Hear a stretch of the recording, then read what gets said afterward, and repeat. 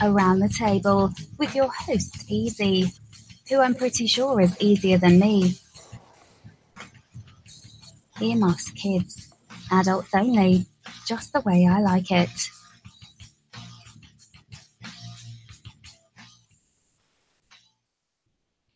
And that means if you have your earmuffs on, it's another Tuesday night at Lenny, Melnick, fantasysports.com, the Legend Sports Network. This is Easy Kill, and this is EEEZ Around the Table, a fantasy fan roundtable. With tonight, my becoming a regular Douglas Boyles. Thanks for joining me again tonight. I know you just got done with your draft, so we're glad you made it. And then I have maybe I introduce him. Some of you here on the network might not know him, but Mr. Lou Landers, who's on. I don't know, Lou. I mean, you have a every third show. I think you have a show now with Cha-Cha. I'm just not sure if Cha-Cha knows he's on a show yet, which I think he won't admit it, but it's happening. Although he's out of town next week, so it won't be. But yeah, Cha-Cha and I are going to be doing a show or two a week, and what really screwed me, Doug, you were in the draft with me. My draft was going kind of how I liked, kind of how I wanted it, and then all of a sudden, I got on air, Doug, after Lenny, and everything went out the window after that. I stopped thinking straight. I was so focused on podcasting that I was wondering what happened. There's one spot where I like, all right, I want Yuli Gurriel. Yeah, I spent like $16 on him. I'll go like $15 on him. It's like, and Lou goes 16. I'm like, he's got $38. He's got no money. It's like I really thought you're doing this just to push the price up on me. So I go, I'm going to screw you and let you have him. You know? No. I mean, I did want him going into the draft, but maybe like $8 or $9. You know, and he didn't want it when it ate half your cash. You know, right now because I was saving that. For a starter or two, not for a hitter. And then I saw his name and I was on air and I was doing like going once, going twice, and I got all excited and press the button. Well, I know you guys had a big draft here, and we'll get into that here in just a second. But I did see Dan's in there now. Dan, are you up and going now? He must not be. I saw him come in and go out, and we'll see if he makes it back in. But real quick on your baseball draft, because I have a couple topics, but on the draft, I was just curious compared to because I didn't hear all of the show.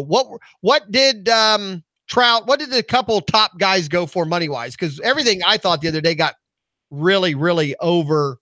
I thought, a lot of high money. So what did top guys go for? It wasn't as crazy as the other night. Like, bets went for in the 60s the other night. I got bets at 50. I don't recall exactly what Trout went for $1 more than bets. Okay. 51. Because Trout and Betts the other day both went for just over 60. Yeah. It was kind of a weird draft because there are only 10 teams, so there's only, $2,600. And the rosters are a little bit, they're not quite the large size rosters, but they're not the small size rosters. It's like there's corner infield and middle infield, but only 3 outfielders. And so it's like it just didn't feel right as far as the draft goes. But in retrospect, literally every hitter worth almost anything. I think there's like one guy in the cut pile that I think is worth anything. It's Lucas Duda. It was drafted, so maybe it was worth those dollars. But everybody, the site gives this little program thing where it says like this is the average price. Now the average price is based on mixed drafts, so the average you can't really get too much information from. But there's a value based on the projected outcome, and literally like 2 people out of the first, say, 120 picks went for less than 200% of their projected value. It was like if the guys had projected at 18, he went for 41. You know what I mean? It's like, wait. Yeah, it was going crazy. I remember one of the ones that Devers was around fairly late in the draft, and I was kind of shocked that he was still there. So I kind of just threw him up, figuring someone would spend, 15, 17, 18, went for like $33. And not that, I mean, it is a little crazy. He's not like a star. You think of like a star player going in that range, and he could be very good. But when I saw him go all the way into the 30s, I was like, wow, like someone just really, really likes Rafael Devers. Right. I mean, that happens sometimes. Now, why did it go so quick this time, Lou? I mean, the other night we went much. It seemed longer than this one. People took less time to nominate tonight. That's for sure. Yeah, there's only 2 guys that waited on nominations, and yeah, like the other night, I feel like people took like the whole 40 seconds to nominate. Whereas in this one, unless you were someone slow, everyone was super quick. It was like 2 guys that took a lot of the time. Yeah, I think Arnie was one of them, but he was also doing a show at one point, so that kind of explains it. Okay. Yeah, so it was okay with just being the one guy, and we all kind of tolerated it because he was on a show. But man, it's hard though. I've drafted doing a show too. That's one of the harder things to do. It's amazing how much both distract you. So you have to really commit one or the other. It is hard. Well, that's when my draft went sideways. I was quite happy with how it was going. I got most of my I got Betts and Ramirez, Chris Davis, Verlander, and Bauer. All the prices I wanted them, actually below the prices for all of them but Betts, and everything was going great. And I, had my money. And then I got on air solo for like 45, 50 minutes. And in that time, everything just went in the crapper. Yeah, it's just hard to do. So you know what? It'll be this is probably the worst team I have in my 11 or 12 leagues. Might end up being my most fun league, to be honest, because I'll have a lot of work to do on it. Right. You'll have to, and that's and to me, sometimes that is the fun part, that, you have some commitments that you have to deal with, and, you're going to have to make some moves. And to me, like I said, I'd rather come in second or third and make a lot of moves than win the whole thing and not make one move, because I don't know. I like doing things that every week during the season. So, it's just hard to do. And did all 10 of you show up? You had no issues? Yeah, everyone was there. Lenny didn't fall asleep? He was the only other guy that showed any restraint besides me. Like, it was just okay, bid a guy, he's worth 15, so here he is, he's 32. And because Lenny would drop out at like 24 and I drop out at 21. It was crazy. It was just, and it wasn't so much those guys, like the Devers guys, that was irritating. It was those really lousy pitchers at the end. You had to spend $7 to $10 for. I wasn't willing to spend that. I mean, I didn't even have it at that point, but yeah, I saw a lot of. I was surprised to see some of the pitchers. Was 7. Kevin Kiermaier was not Kevin Kiermaier. Wade Miley was 10. Brad Peacock was 11. Yeah, Miley's a guy I figured would go for like $3. Yeah, it's those are I'm in a bidding war. It's I kept going. That's the one thing about my team was I said. Now, was this 2 catcher or 1 catcher again? It's 1 catcher. 1 catch.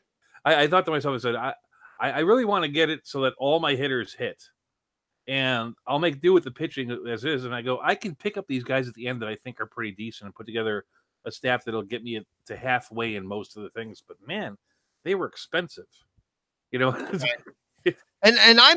but I ran into the same problem the other night on mine. I'm like you, Doug.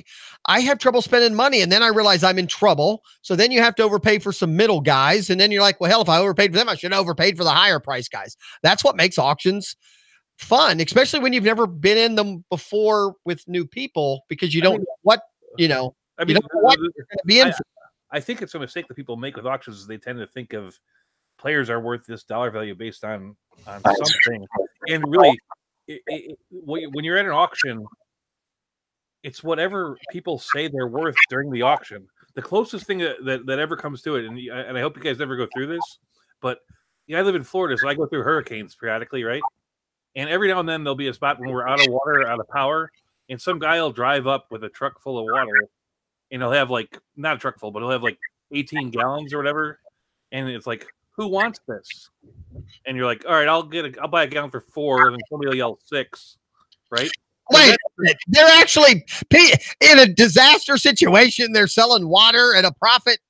It's some guy with a truck that drove from some other place to it. Yes, drove from Ohio. It's called price gouging. They were. It is right. I filed a complaint against the guy after buying. Actually, I didn't buy water. I bought ice. It was a bag of ice. It cost me $10 for a bag of ice. Right. And I bought 2, so it's 20. And then I reported him afterwards. But when I put my report in, I was report number 32,000. of all the reports. Like, okay, this probably won't go anywhere. Right. But I got my moment to say this guy screwed us over. But damn, I needed that ice. Speaking of people will auction anything, huh? Right. What? Right. Yeah. You gotta know. Dan, I got a fresh ice bag here. 75 cubes, going once. This guy looks hot. He wants some ice here too. How about that guy over there on the right? Yeah, I don't think I could do that. I don't think I could take it. I'd be one of those that I'd take water down to give people. I mean, I don't think I could be that. No, we actually worked out real well. I actually posted on Facebook and on Twitter about the jerks that were gouging me for ice. Okay. And I mean, the person who's the president of my little league said, "Hey, maybe the little league is on the government grid. They don't go down. You have a key. Go to the concession stand. That ice machine keeps running." Right. So, as I went there, and there's all this ice in this thing, right? And I literally trucked it around to a bunch of people. Like, if it wasn't for the fact that I was gouged, probably 100 people wouldn't have got ice. So maybe it wasn't bad in the long run. But it was kind of cool to know I have an ice machine. You know? Dan, are you there now? I am. I couldn't hear a goddamn thing earlier. I don't know what was going on. I had to reset my phone. Every time I tried to connect to my Bluetooth headset, there was no sound. All right. Well, I'm playing with levels too. So anybody out there, which like I think I introduced some of us. Then we started talking about the draft. But you introduced all of us, I believe. Yeah, I know. Well, Dan introduced Dan, and he wasn't there. Yeah, we have Dan, the fisticuffs guy, who I don't know. On Monday he was by himself, so he was fisticuffs. Right, and I heard him talk today. Dan, is that a thing that's coming in the future where you're going to do one show by yourself and one, one with Dan? This is called. I'm just gonna do a show by myself, and that's probably gonna be it. That's it? Yeah. Yeah, I honestly, and nothing against the former shows, I thought your solo show was better than a lot of what you guys were doing together. And that's nothing against the other show. I just thought you did a hell of a job, man. It was pretty good, actually. Thank you. I appreciate that. Yeah, it went a lot smoother. I didn't have to stop and pause and interject with anyone. I was just able to cruise through topics, which was nice. How long did you go? I couldn't stay to the very end. Did you go the full hour? Yeah, I did pretty much an hour. I wish I could go a little longer, but I just had too much work to do. And I haven't done a show by myself, and my fear is that I would speak so fast that I would do 3 hours worth of material in 25 minutes. You know what, man? Sometimes for the solo shows too, you want to go an hour, but I find that for the solo shows, 40, 45 minutes is that's the perfect amount of time where you get enough out where you also don't feel like you're dragging on too long to try and make up the time. Right. It's hard. Like I said, I've done one and I forget why I did it. Somebody couldn't come on and I just got on and gabbed. And now it's me. I was able to fill 45, 50. I think actually we ended up going over an hour because it was no one there, but I had a good time. It just seems like, I don't know. I'm a talker. I like to have someone to bounce stuff off of. That's all. So Dave, you in the draft tonight or you weren't, right? I wish. I tried to get in. I just didn't realize it was going on until the last minute. So. I don't understand why you wouldn't let you in the draft. That's when you do the thing. It's like the conversation was about how we're stuck at 11. We need one more, and then Dan jumps in and goes, "Hey, I'd like to be in." And I think he was already down to 10 at that point. I think they solved the problem because I saw it in the chat room, and even said, "I think Dan wants in." When I was on air, and Cha-Cha said, "Don't worry about me. I'm just going to go get a massage." Right. No, I think he wanted it to be actually at 10 the whole time for a time perspective, which makes sense because obviously if there's 12 teams, there's 50 more players auctioned off, and it's obviously going to be a longer period of time. And it's AL only. 12 teams would be tough on AL only. Yeah, I mean 12 is fine, but what Doug, and it's my own fault for not paying attention to the rosters and the settings, but I thought there was 4 outfielders and just an infield spot. So I took Brett Gardner for $3 thinking he'd be a 4th outfielder or bench player. Right now he's my 3rd outfielder or a bench player instead. Big difference. And all of a sudden I was like, oh damn, I need to fill out 3 more infield spots, not 1, not 2. And it's I started getting a Brandon Drury and most random dude. AL's not terrible, but there were some odd things about it. It's I said going in, I haven't played AL. I have never played AL only before. I played NL only, so the rules are about the same, But I looked at the things and I'm like, wow, that's weird. Okay, and I mean the thing about the is that I prepared based on a 12-team mix, and then when it went to 10-team, it changed like the distribution of pitchers. I think I would have had better pitchers in it. Oh, sorry, I would have had the same pitchers in a 12-team league, but they would have appeared better. You know, that's. Andrea says she won the draft in the chat room. Is that correct? I don't really know who won the draft. She had a lot of home runs. Andrea always knows who wins. She did very well. She did very well. I mean, with every auction draft, there's always some really bad teams, and you come out of it and you look it over and you go, I won't say who they are, but there's a solid 5 teams that need a phenomenal amount of luck to be competitive in this league. Andy's one of the better teams. I know. Andrea's fun to be in a draft with. You know, she's exciting. She's she enjoys. I just said it in chat. And I think that's what she's laughing about. She has used the projections so often that she actually drafts at this point, I think, to knowing what the projections like in favor. So she drafts not to win the league, but to win the draft itself. There you go, Andrea. There you go. I mean, the thing about it is that when you're drafting, you go, I know that everyone thinks this guy's going to have a 4.30 ERA, but I believe he's better than that, and I think he'll be 3.80. You know what I mean? Right. I mean, it still is just projections. I mean, it doesn't mean much yet. So we'll find out. I think I finished in last in the projections, but my team's better than that. All right, let's move along a little bit because, again, this is where I'm probably different than some of you guys and Andrea. I'm glad this part is over. I'm glad season's getting ready to start. The prep done, and we're ready to get everything going. Even though Japan technically started, I'm winning in one league in like 3 categories because of my Seattle players. But are you guys looking forward to opening day? I mean, is that do any of you guys go to opening day games? If any of you, I will be at a opening day game for a minor league team, but all right. Now, here in Cincinnati, the Reds, it's a big deal that the Cincinnati Reds get to sold out, all the time. We have a big parade, the whole thing. It's a pretty big deal. For years, we used to be the first game, and then that got taken away thanks to television and ESPN. But, the Reds being the first team in Major League Baseball, we always got to have we were the only opening day game, meaning the Reds played and then everyone else opened up the next day. And that happened through my whole childhood. And now you play the Cubs most of the time. Yep. You're hating on technology again. What? Are you over here hating on technology again? The television? No, I'm not hating on technology. But television has changed a lot of things. And, the first thing came where they were like, well, one game on opening day is not enough. So let's let the Reds be the opening day National League team, and we'll let them play at noon. Then we'll have an American League team, and we'll let them play at like 4. So we at least have 2 games for television.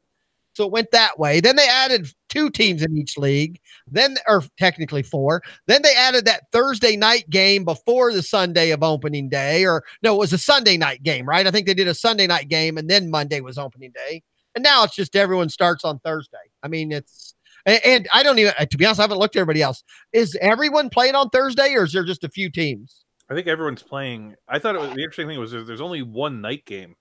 Because I thought that I believe that everyone is playing. Yeah.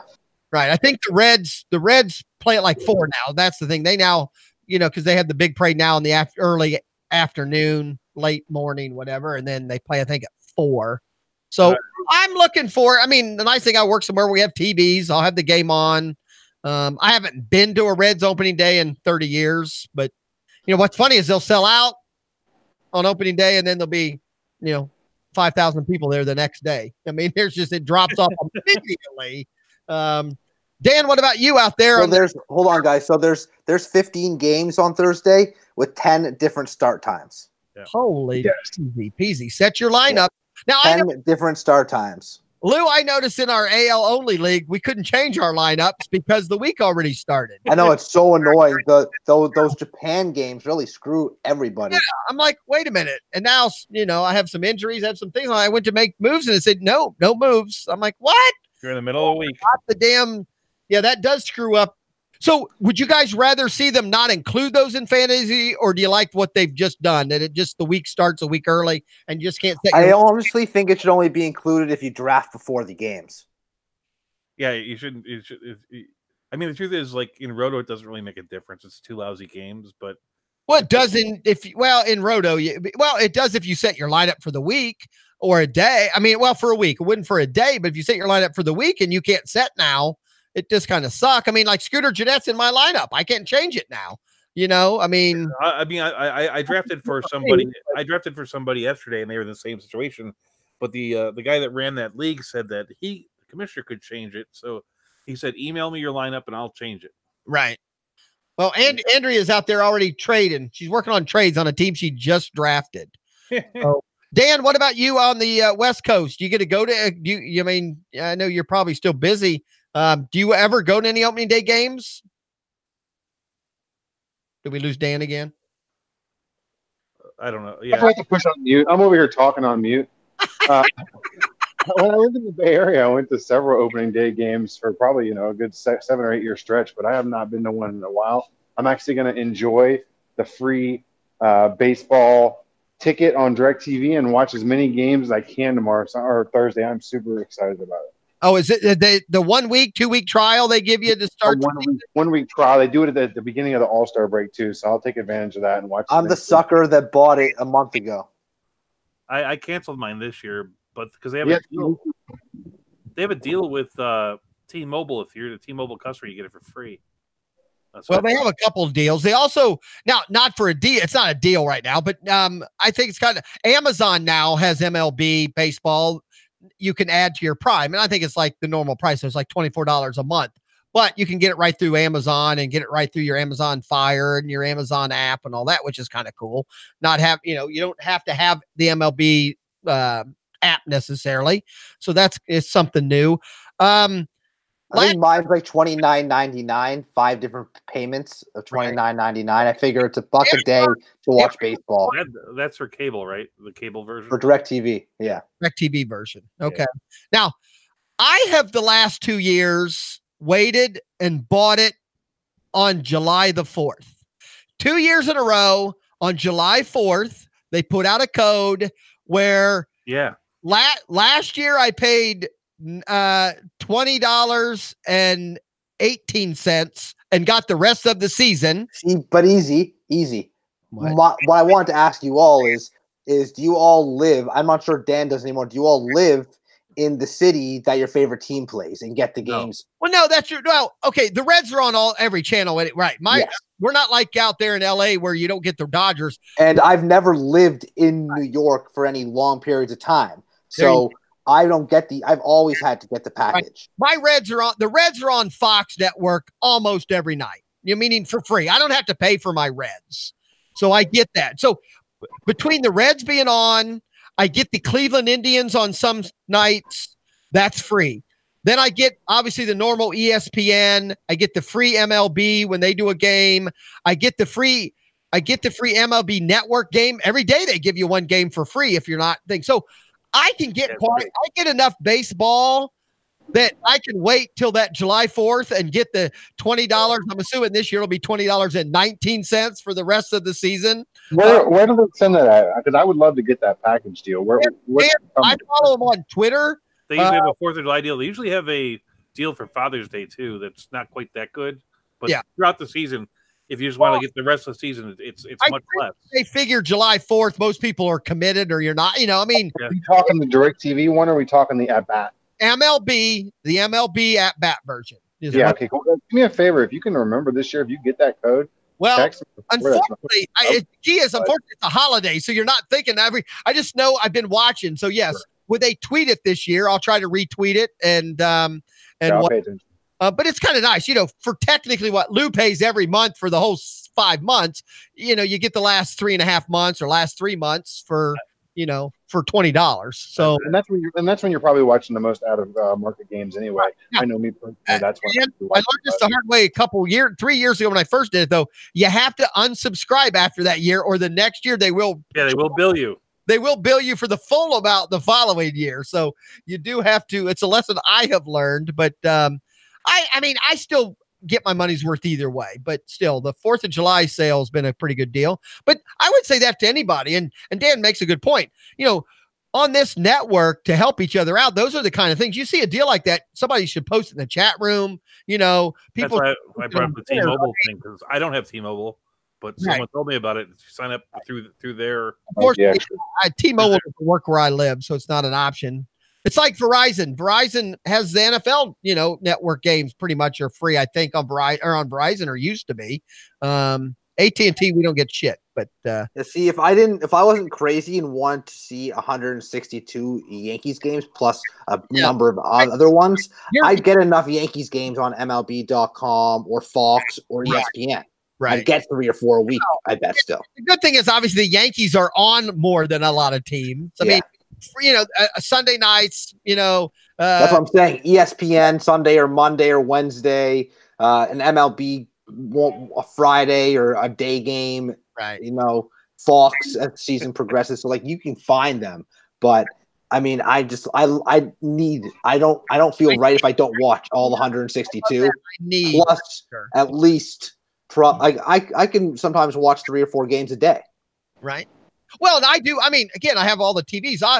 When I have it, I'll put multiple, I'll have baseball games on 5 channels or 5 different games on, if that many. And then the big screen, me and Mrs. Easy might be watching The Voice, but I've got, I try to look at the TV every once in a while that she's watching. So we're watching together, but I'm watching baseball games. Well, that's what I like about DirecTV is they have that, that mix channel, or if the Yankees aren't playing, let's say, I'll throw on 8 games at a time, or even if they are playing, I'll throw on 8 games at a time and just leave the sound for the Yankees game on. They dropped that mix from the MLB TV. That was great. Really, that sucks. Now, but here, DirecTV has it. I know. I already saw the channel today. I can't believe they dropped that. Why? Why would they do that? They were 2 years ago. They were upgrading the the bandwidth to get a clearer picture or something, and they dropped those extra little features where you used to do 4 at a time. That's good though, because they were having a lot of problems there a couple years ago on that app. I know specifically.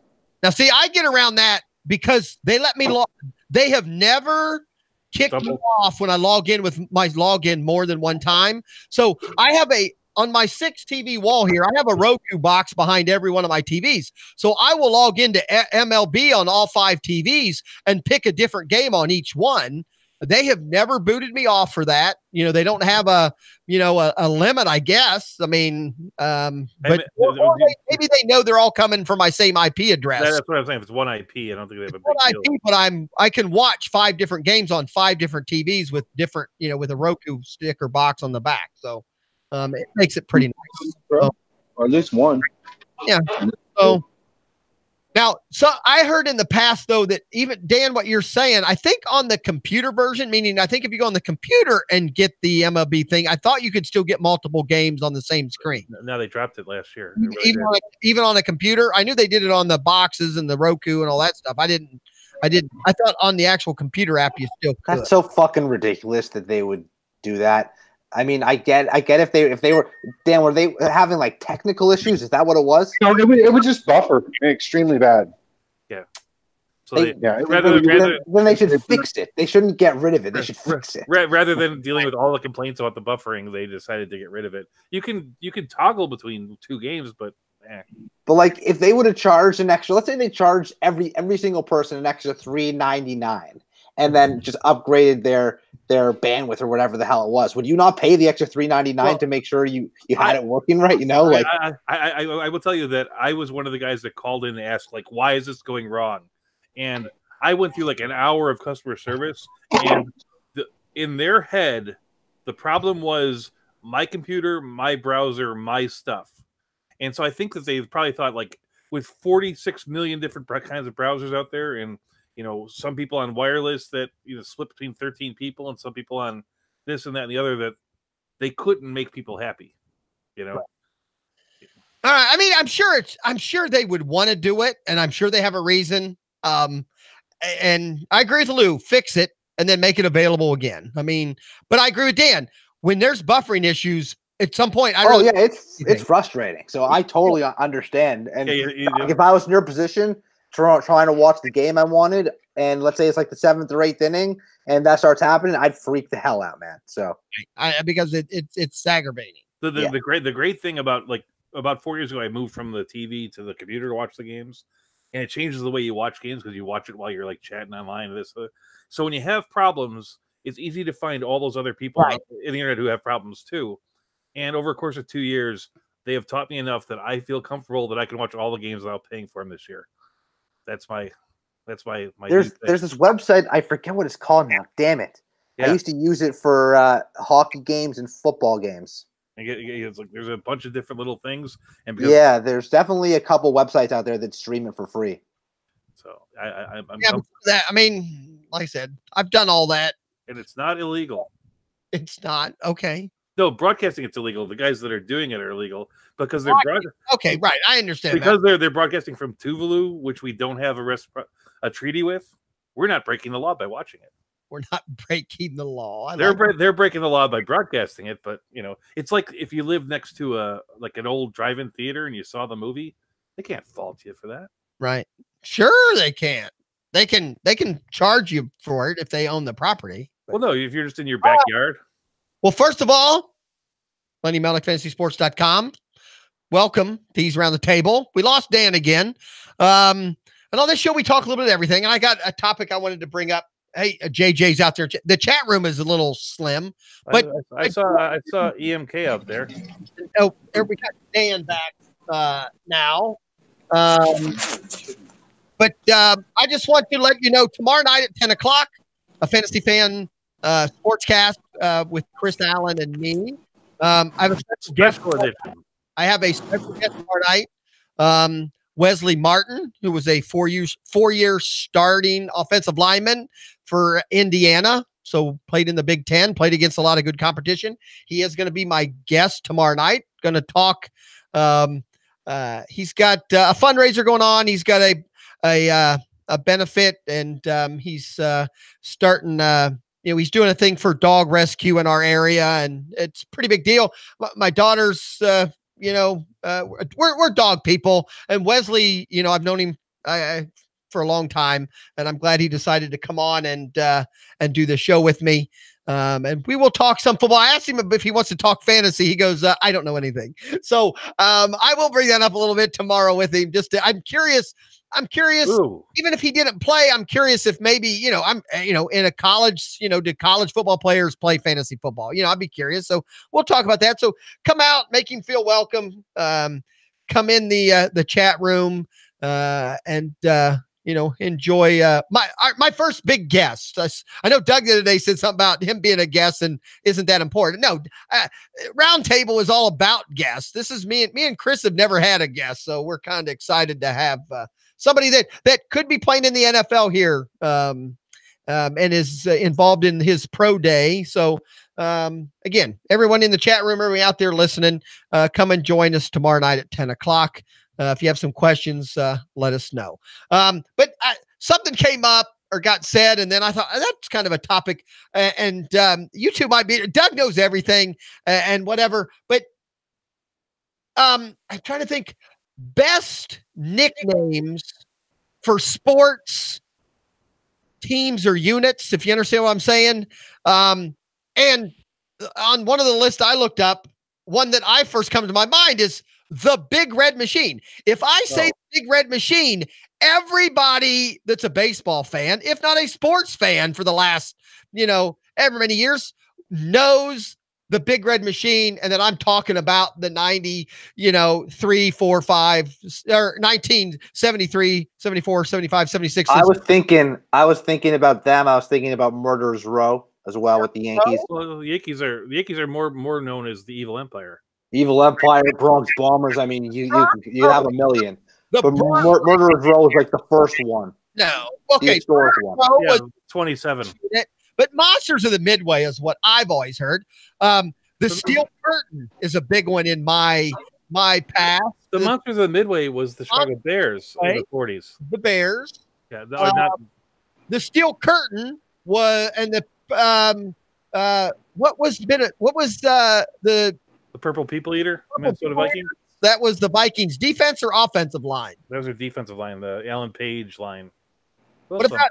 Are there any other? I was just trying to think how many. I mean, to me, that's a little different than your own nickname or the nickname of the team. You know, the word Yankees and Reds, all that. I mean, I'm like, you're right. That's kind of unique that your unit is so popular. The other one that comes to my name that I think everyone, the Bad Boys. If you say the Bad Boys, that's your Reds. Yeah. I mean, I think everyone knows that it's Detroit. You know, basketball. The Pistons, yeah. So no, weren't the Bad Boys Rob Dibble? no, I thought it was the Pistons. Nasty Boys, come on there, Nasty Douglas. Boys. Okay, that's right. Nasty Boys. which I had, and that's why it confused me because I have that written down. The Nasty Boys. You're right. And what about you out there on the West Coast? Do you have any, not just a player and not the team's nickname, but a group of people that had JJ in the chat room has a good one. The Orange Legion Crush, of the Boom? Broncos defense. Yeah, I remember that Orange Crush. very good one. Yeah, I would not. Fab Five, excellent. JJ, come on my show tonight. Steel Curtain. The Fab Five, the Steel Curtain. Okay, right. The Steel Curtain for that was. Did you hear me about the Legion of Boom? That's a good one. Legion of Boom is a very good one. Remember the Greatest Show on Turf? Yeah, that Yeah, was, it really was the greatest show on turf too. and it yeah, was, and that was the St. Louis Rams, right? Yeah. That was. That's Kurt Warner, Isaac Bruce, those guys. That was the Warner Folk. Now here's the one that started this. Corey Holt. What's his face? Okay. But the Broad Street Bullies. I'm not even a hockey guy, but I know that the Broad Street Bullies was the Philadelphia Flyers. So are there other ones in hockey or other sports that we would have, that we would miss or whatever? Because what about the 5 Slamma Jamma? Yeah, that was a big one for the Houston. University of Houston. Do you guys remember the Hogs for the Redskins? Yeah. Oh, good. I would not. Yeah, bam. And then they have their wide receivers were called the Smurfs. Oh, wait. No, they weren't. They were the Posse. Posse. Who was the Smurfs? It was the dude. I lived in DC during when the. I believe you. What about the Miracle on Ice? It was Does that count? Monk, Ricky Sanders, and Gary Clark.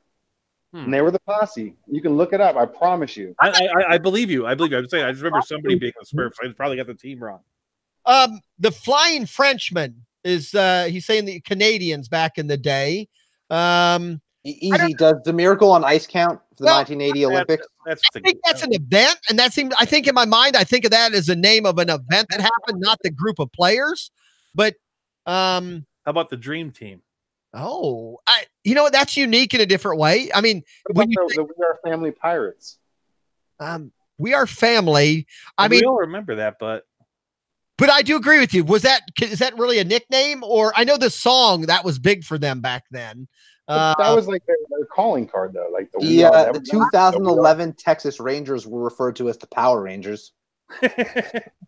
There have been very killer bees running around. What about the Miracle Mets? Would that count? I know you said Miracle Mets, the Broadway Blue Shirts, the Brew Crew. The Brew Crew still exists, right? The America's team. I don't think does that count for the Dallas Cowboys to be called the America's team? I think it does actually. Nickname bullshit. I hate them that much. I don't think I can. It's unfortunate, but yeah, they are that. America doesn't always get everything right. Do the Patriots have anything? I mean, one of the greatest organizations. Gang Green for the Jets. Yeah. See, now that's not one I've heard. What about the Broad Street Boys? Yeah, the Dirty Birds for the Falcons. Dirty Birds. Yeah, but that was a dance. No, they were. I lived in Atlanta during that. That's what they went by. What about the Cardiac Kids? Oh, that's been a few different teams, I think. Yeah. So, but to me, the Big Red Machine, I was pissed that they weren't even on the little list. The list I looked was just the top 10, and that wasn't even on there. I was a little pissed off. Some of them, I just thought that was kind of neat because nicknames for players are a little bit different because they can, what I'm saying? The nickname can be, some guys have had good nicknames, but when they tell the story, it's just their buddy called him that in 8th grade and it stuck, where when you get called something as a unit and people know 50 years later that you're, they just say that word or that group. And you're right. The Nasty Boys, even that's only 3 players. That might be as small of a unit as you could have and actually have a nickname that to this day, People, if you say the Nasty Boys, people know it was the 1990, Reds closers technically at that point. So I think that's, again, and the Bears, it seems to me like the Yankees and the Bears have had the most different nicknames. And is that just because they've been more popular or been around longer? Neither. They've been around a long time, so that certainly helps.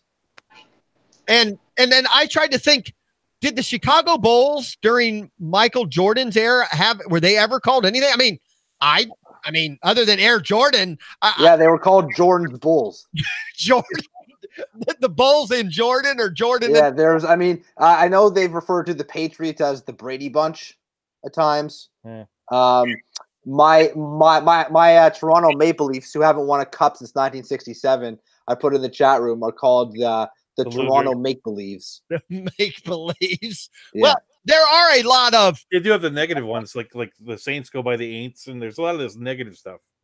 Well, I mean, now here in Cincinnati, Who Day is a big day. Who Day, who going to beat the Bengals? But I remember Who Day more. Actually, even though I'm from Cincinnati, I remember the Saints wearing the bags over their head that said Who Day before it was a Bengals thing, right? No. In Cajun, it was Who Dat. Who Dat? Oh, no. It's a little different. It's a little different. Who Dat? Remember, they would wear those bags over their heads inside of the dome because they were so bad. So that's a nickname technically for a team that wasn't even any good.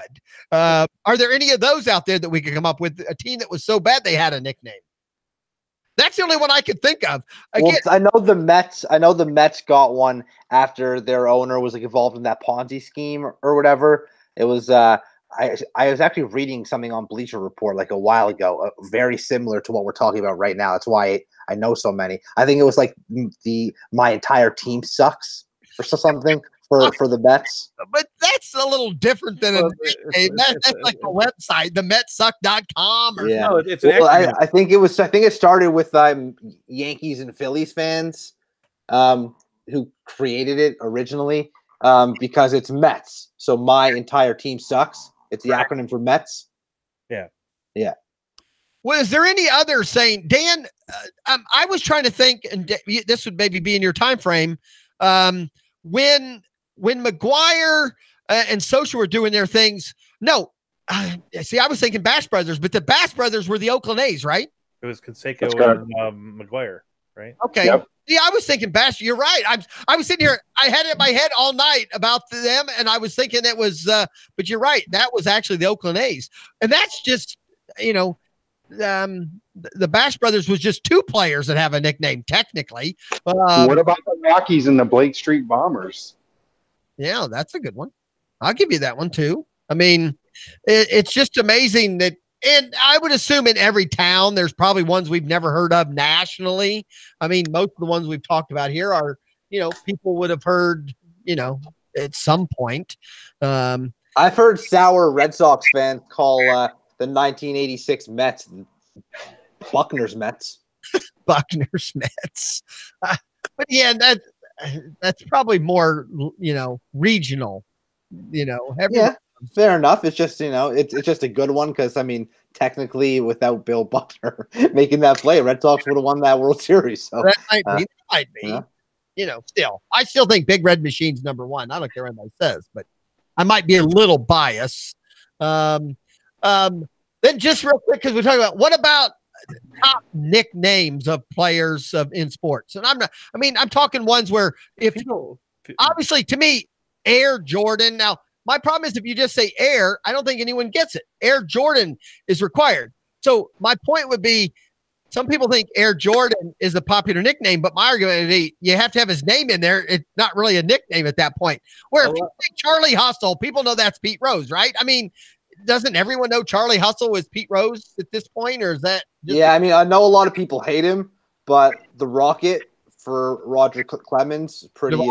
Magic. I mean, if you say Magic, you don't. If the nickname has to include your name, it's to me a little hard to say you would know that.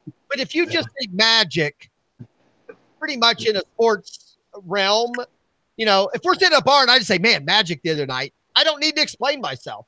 Like Dr. J, for instance. Well, that's his initial. Right. I mean, the truth is, like, nowadays, a lot of the nicknames are really weak. Like, they just don't take a lot of effort. Like, we call them A-Rod or Cargo. But is some of that laziness of our announcers? Is it our announcers want, that they don't put... I think Shane Bieber's nickname is very creative, not Justin. I think it's fantastic. That's not really his nickname. I know. But it's probably Biebs. But Sweetness. If you say Sweetness, you do not have to say Walter Payton's name. People know who Sweetness is. So, Charlie Hustle. I was more interested in names that, like the great one. There's a lot of cool names that go, if I say Iron Mike, people know that's Mike Tyson. I was going to say, if I said the Iron Horse, no. you guys know who I'm talking about? Iron Mike is... Yeah, Lou Gehrig. Yeah, the Yankee Clipper, the Sultan of SWAT. Iron Mike is Mike Ditka. Oh, no. Iron Mike, I'm sorry. Mike Tyson was called Iron Mike, right? Thank you very much. Yeah. Afterwards. No, it's just the way calendars work. Iron Mike was called Iron Mike when he played for the Bears.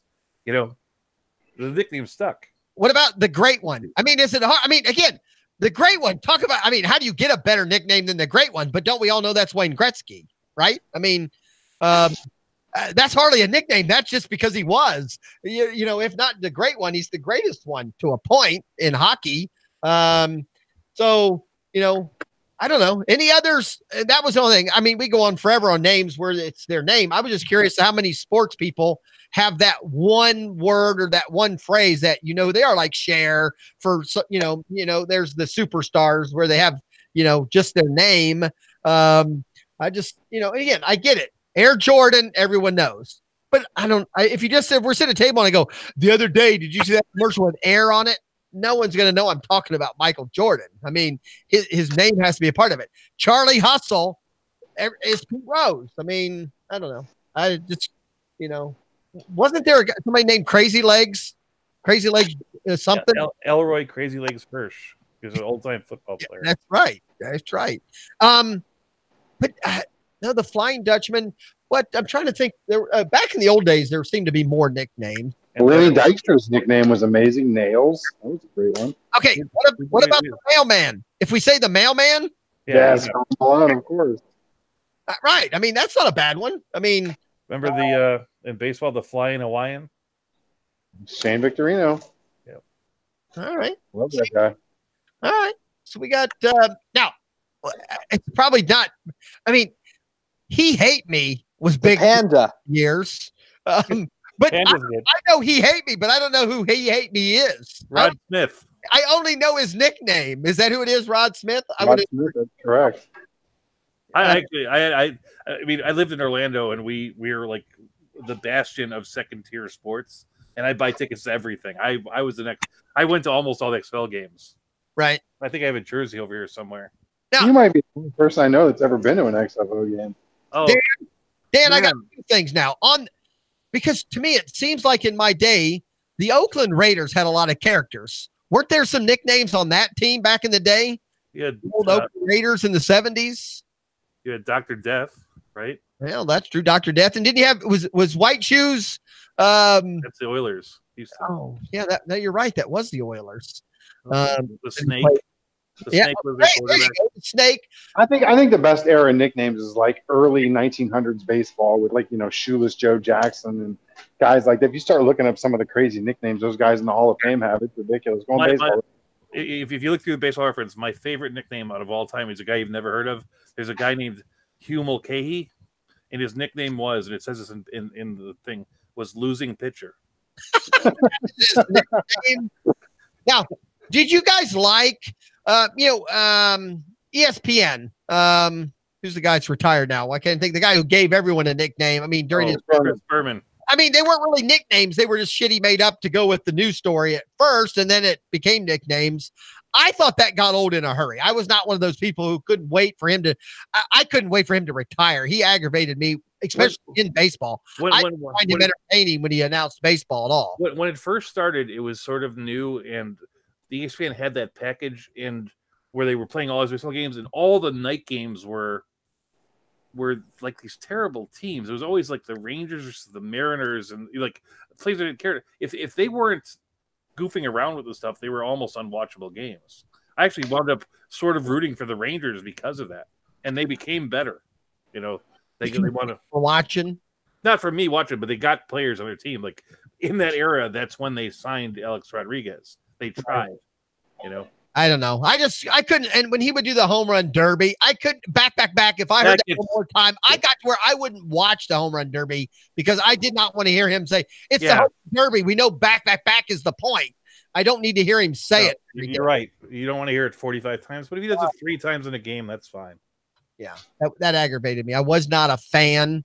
And again, I still think, and I think announcers nowadays are, one, a little lazy, and two, politically correct, I think, has kind of stopped some of them from coming up with nicknames, even though, and they're just afraid to say. Can I tell you a perfect example of one? Someone actually asked me the other day if Stanton and Judge had a nickname. And the most obvious nickname is the Twin Towers, but you can't say that. And it's New York of all places too. You can't say that, but there's no better nickname for those guys than the Twin Towers. They are both huge, towering, physical specimens. The Twin Towers was taken. Elijah Wan and Ralph Sampson. There have been a few of them. Not in baseball, it wasn't though. Okay, but that you can't reuse it. Yes, you can. They do all the time. Yes, you can. Okay, then one more on this, and we'll do it. Give me one nickname that's popular with 2 different players. Then when you're doing it doesn't happen because everyone goes, oh, no, you can't say you can't. There can't be another Sweetness for a long time, right? I mean, you just can't be Sweetness anymore. When we were doing the group thing, I brought up, it's a really stupid name, but there's in football and in baseball. There was the Killer Bees. There was Killer Bees were batters. What about Killer Bees? That's a good one. Yeah, the batters of the Houston Astros, and then there was the defense of the Miami Dolphins. Yeah, I would have said the Miami Dolphins. You're right. So I would have immediately said the Dolphins. I would have said the Astros. Maybe it's a generational thing. Yeah, it might be. Well, because I was a Dolphins fan back in the 70s. The Killer Bees was the 80s. It was like when Marino made the last run. Right. It was this Blitnikov. I mean, not Blitnikov. The 70s was the no-name defense. The no-name, and then they were. I know. Right. So, I agree. So I think you can repeat it some, but not. Again, Charlie? I've heard other people say, "Oh man, I mean, what a hustler! He could be the next Charlie Hustle." But no, you can't nickname somebody right now Charlie Hustle. How many catchers do you know nicknamed Pudge? Well, I mean, that's just normal. Yeah, but Pudge wasn't the original Pudge, though. If you're talking about Pudge Rodriguez, there has to be. There's Pudge Fisk. I thought he was the first.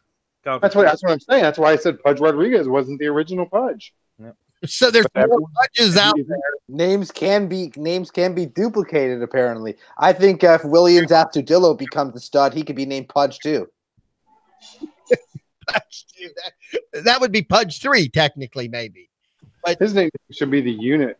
God, that guy's ridiculous. Wait, see, but who is the Unit? I mean, the Unit is the big unit's Randy Johnson. Big unit is Randy Johnson, exactly. Johnson's the big unit. Mark the Bird Fidrich. But again, his name is the nickname is in his name. But again, what about the Birdman? The Birdman? Yeah, the basketball player. Right. What's his name? The big white dude. Larry Bird. No. Well, there's another Birdman? Yeah, he's all tatted up. He used to be on the Denver Nuggets, I think. I know who you're talking about. I can't think of his name. Yeah. About now. Anderson, maybe? Yeah, he had tattoos everywhere. I mean, he had like the stuff all the way up his neck. I know he was a ball handler. We had Spuds Mackenzie Webb. Wasn't that the slam dunker? Fudge Packers. That's what Cha-Cha would say. I buy that, Cha-Cha. That have the Green Bay Packers had a nickname ever as a group? Cheeseheads. What about the Iron Horsemen? Wasn't there the Iron Horsemen? Wasn't that back early football? There was the Four Horsemen. Was the old Notre Dame? That was the Notre Dame Irish backfield, right? Under Newt Rockne. Right. Actually, no, it was later than Newt Rockne. It was the Hornig. All right. Hey, the nickname thing, it came up when they were arguing something, and like I said, I was just pissed that the Big Red Machine wasn't on there. Sorry, that's the best one. That is the best one. Last thing on nicknames, is especially in our own drafts for our leagues and for the chat room. People, use your chat room name for your team names. You know who the hell you are. I don't know how. Chris Anderson. I found it. Chris Anderson, the Birdman. The Birdman. Yep, you're correct. I knew it was Anderson or something. I couldn't figure it out. I kept thinking Robbie Anderson. I'm like, nah, he's a wide receiver. Right. Well, there's no Robbie Anderson. Wasn't there a punter or a kicker that was a Robbie Anderson back in the 60s or 70s? I mean, there was like Morton Anderson. Never mind. You're right. Never mind. Morton Anderson. So I feel like that dude kicked till he was like 60. He probably did. Yeah, right. Well, now who was the guy who did kick for a long time that played for George Blanda? Yeah, Blanda. I mean, I saw Blanda quarterback. That's how far back I go. Blanda quarterback a little bit and then became a kicker. Well, when he started, it was pretty common for like the person who scored to kick the extra point. Old rugby, it really was. It was like, be surprised. Cha-Cha, you're gonna love Cha-Cha. How'd Cha-Cha do running this league? Everybody, you got any bad things to say about Cha-Cha? I don't have anything bad to say about Cha-Cha, although I mean, again, it's my own fault for not checking. But I thought there was a lot more towards the infielders than the outfielders. Yeah, there was first, second, third, short, middle, and corner, and then only 3 outfielders. It just seemed like it was very infield heavy. It was weird. The first rule of fantasy is know your rules, and 100%. It's totally my own fault. It's not his fault at all. He asked me to say something bad. That's the only thing I could say. Right. We all do our shows and tell people always know your rules. The more you play, the less you pay attention to the rules. Yeah, 100%. I think this was League 11 or 12 for me, and last year I was like, I got to cap myself at 5. I really liked it. I mean, honestly, had it not been that I don't do AL only leagues ever, I wouldn't have read the rules, and I felt I had a little bit of advantage in the draft because I got my infielders. I got a bunch of them. We'll trade later. Yeah, right. Dan, are you done? Are all your leagues set? You're done? Nope, I got one more tomorrow night. Jordan Allen's league. For some reason, he wanted to wait till the last second because he was concerned about injuries. No, dude, he didn't want to wait till the last second. He's been trying to fill that league for 6 weeks. Yeah, he has been trying to fill it a while. That's because he wants to play for $180 a person. Dude, he was trying to fill the league while he was still podcasting here. Yeah, I know. He's filled it. I helped him. I helped him fill it with a couple people. Yeah, well, I told him a while ago, I was like, dude, if you lower the price range, you're playing with a bunch of strangers. If you lower it to $75 or $100, you'll fill it a lot faster. I'm glad he filled it, though. Well, some people, and I kind of understand that. Obviously, the more you play, the more money invested, the more you pay attention. All right. But it makes it hard. Lou, how much money do you have invested in your games this year? Like $1,500. Wow. Holy crap. Yeah, I don't want to say mine. Like 500. I even suck at baseball, and I have too much money out there. Yeah, I'm only like 300, but I also have 3 leagues that are free. I just play in a few that are very high stakes, and the rest are like your 50s and 100s and stuff. I had this theory that like you could bet on baseball, which is heavy duty gambling, or you could play, fantasy sports, which is sort of like gambling light.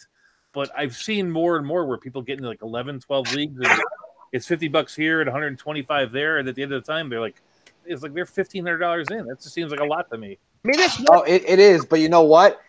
I have 4 high stakes leagues. If I finish in the top 3 and even 2 of them, I make all my money back. Right. That's not to mention the smaller ones and stuff. Those are the only keepers. The only problem is the free ones that I'm going to pay just as much attention to when I shouldn't. That's the problem. That's where I'm learning to stay away. I mean, unfortunately, Lenny Melnick, FantasySports.com, Legend Sports Network, where I better throw out, JJ's always pumping me, but, on Tuesday through Friday, 2 p.m. JJ Work show. I love it. So, and he's a Big Ten guy. But this network, too many people say it's free. I need some people. The free leagues are killing my game. I'm sorry. At some point, you have to say no. And obviously, the free leagues are easier to say no to because I'm one of those, once I invest my money, I forget about the money and I get involved in the leagues. And a league will start winning 3 weeks in a row, 4 weeks in a row. And now you're tied in. You're sucked in on this free league when you're 2-2. $100 league is you're not paying as much attention to, and you go, oh shit, I got money there, and boom, you're already 2 weeks behind. I mean, the free leagues are killing me, man. I mean, and you know what? It is easy. The biggest mistake I made was the free leagues I do are usually ones I do early, and they're almost essentially mock drafts. They're just real leagues. But instead, for some reason, I'm the idiot that decided to do 2 of my 3 free leagues Friday and today. Right. So, I mean, it's my own fault. But Cha-Cha, are you saying I'm glad Cha-Cha's finally out there. Now, Andrea said we sounded fine on YouTube because unfortunately, I've played with my mixer this week and I'm sending 2 different outputs. So, Cha-Cha, where do we sound bad on the website going through the Mixler, or do we sound bad on I want to make sure we're set. My YouTube and my Mixler settings seem fine. So, is it Dan he's saying? I do hear Dan is low every once in a while. What the hell? I don't know what's behind you, though, Dan. Something sounds like it's getting ready to eat you. Man, I'm so sorry, guys. I'm working. I'll put it on mute. I was just having a hard time. Oh, are you at work now already? That's probably. Okay, right. I'll put my camera on. Ready? Okay. See what's in the background. I hope it's a whole field of marijuana. Oh, here we go. Here we go. All right. Yeah, they're playing around. No, it's not like a whole field, but I just made a huge contract with a big fucking company, and I don't know if you can see it's dark in here, but I have like, I don't know, 600 plants in here right now. It's crazy.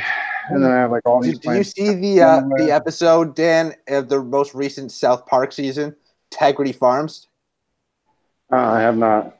You should check it out. You'll get a good laugh because it's kind of like your life in a sense. As a big time drug dealer, don't you take the opportunity to make sure that all your employees they work naked so they can't sneak any out?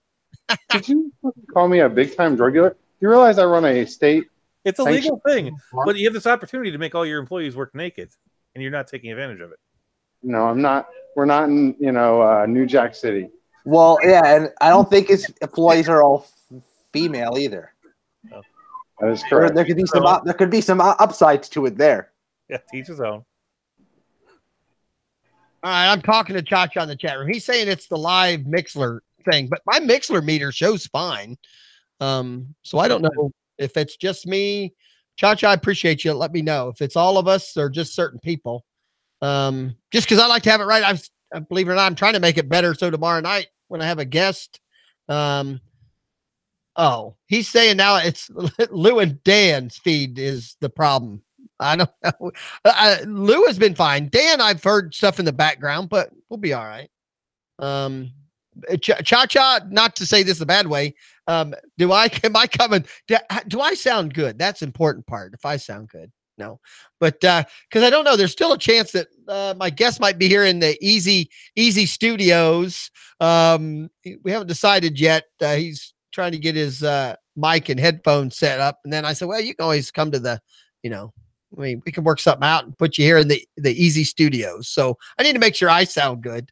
But all right, what about DFS? I'm not a DFS guy, and usually I don't start till later in the season when I think I know more. What little bit I do play. Are any of you guys planning on doing DFS starting with opening day? Yes, sir. Lou shaking his head. So, Lou, you're preparing lineups now. I mean, do you already have them ready? No, I don't. You can't do it until the day of when you know what the lineups are. You know who's not in and who's not out. But I'll probably be playing every single day of the season. Okay, so you're pretty. I mean, when you say that, are you going to be playing? I mean, how do I want to say this? Do you play more than one lineup? Or do you do multiple lineups and play in? Depends on the slate. Sometimes I do re-entry max. Sometimes I do just a crazy GPP. Sometimes I do single entry. Sometimes I do like small, 10-person tournament. Okay, so you just mix it up a little bit. Unfortunately, I said I'm not that good at it, so I just put together random, a team here and there based on what I think or weather or I don't know. I'm pissing my money away probably. Yeah, easy. I've never won more than $175 in a baseball one before. You mean in one tournament more? Yeah, exactly. Football, I've done very well. Football, I usually cash a couple lineups per week. Sometimes cash them all. Sometimes one or two of like 5. But baseball is definitely harder for me.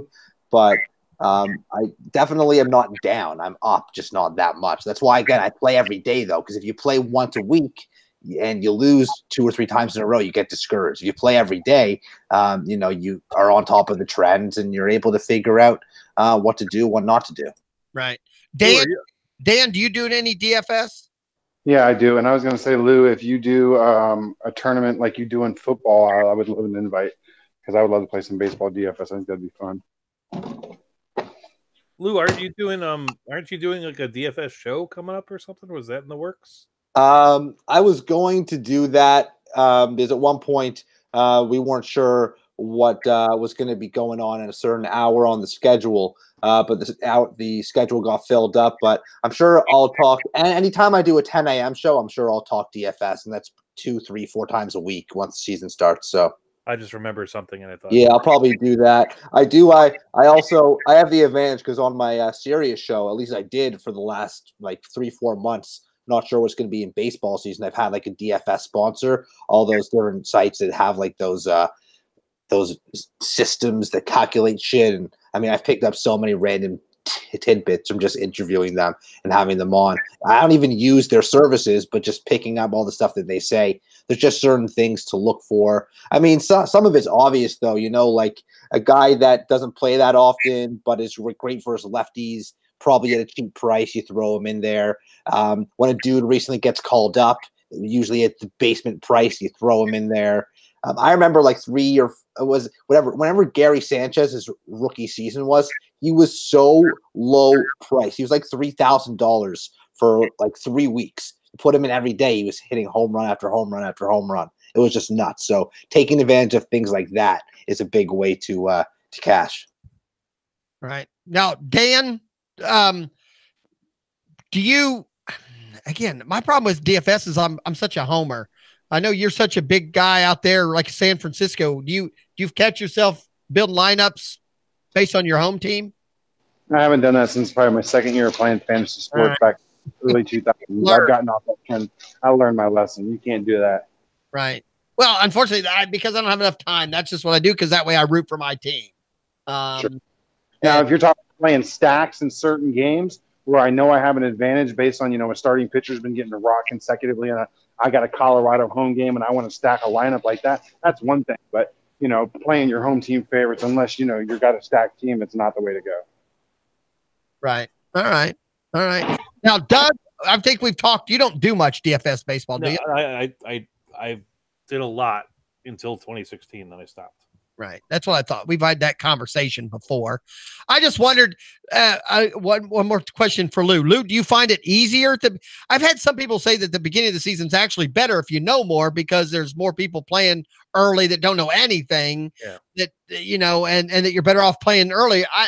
I unfortunately, without being educated, I just figured I'd wait until I knew more and then I'd do better if I waited in the season. Maybe I don't find that at all, man, to be honest with you.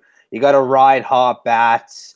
I mean, one of the, when a pitcher gets called up and makes his big league debut, you make a lineup with him just for the hell of it because he's so low owned, and then he whirls 6 shutout innings with 10 Ks, and you cash that night. It might be a little different now because they don't do the heavy advertising that they once did. But when they were bringing sheep in through the front door, the first month was like free money to set you up through the year. It might be different now. I haven't played in a while. Now, the thing is for DFS, now, I like GPPs because it's the most exciting, it's exhilarating. But if you just want to build a bankroll, just play a lot of double ups and triple ups because you don't have to finish that high, and you're usually building up that bankroll. Like one time for football, I was doing a lot of double ups and triple ups, and then I played in one of those like $35 entries where first place got like $500,000, and I obviously didn't come in first, but I took home like $2,000, and it was essentially free money for me because it was money that I'd already won doing the double ups and the triple ups. So, from the standpoint of like, if you're not the biggest sort of risk takers and you just want to be able to play and build up some money and then maybe take one shot here or there, the double ups and the triple ups are probably the best way to do that. Go ahead. I'm just trying to work with Chacha. I get my audio.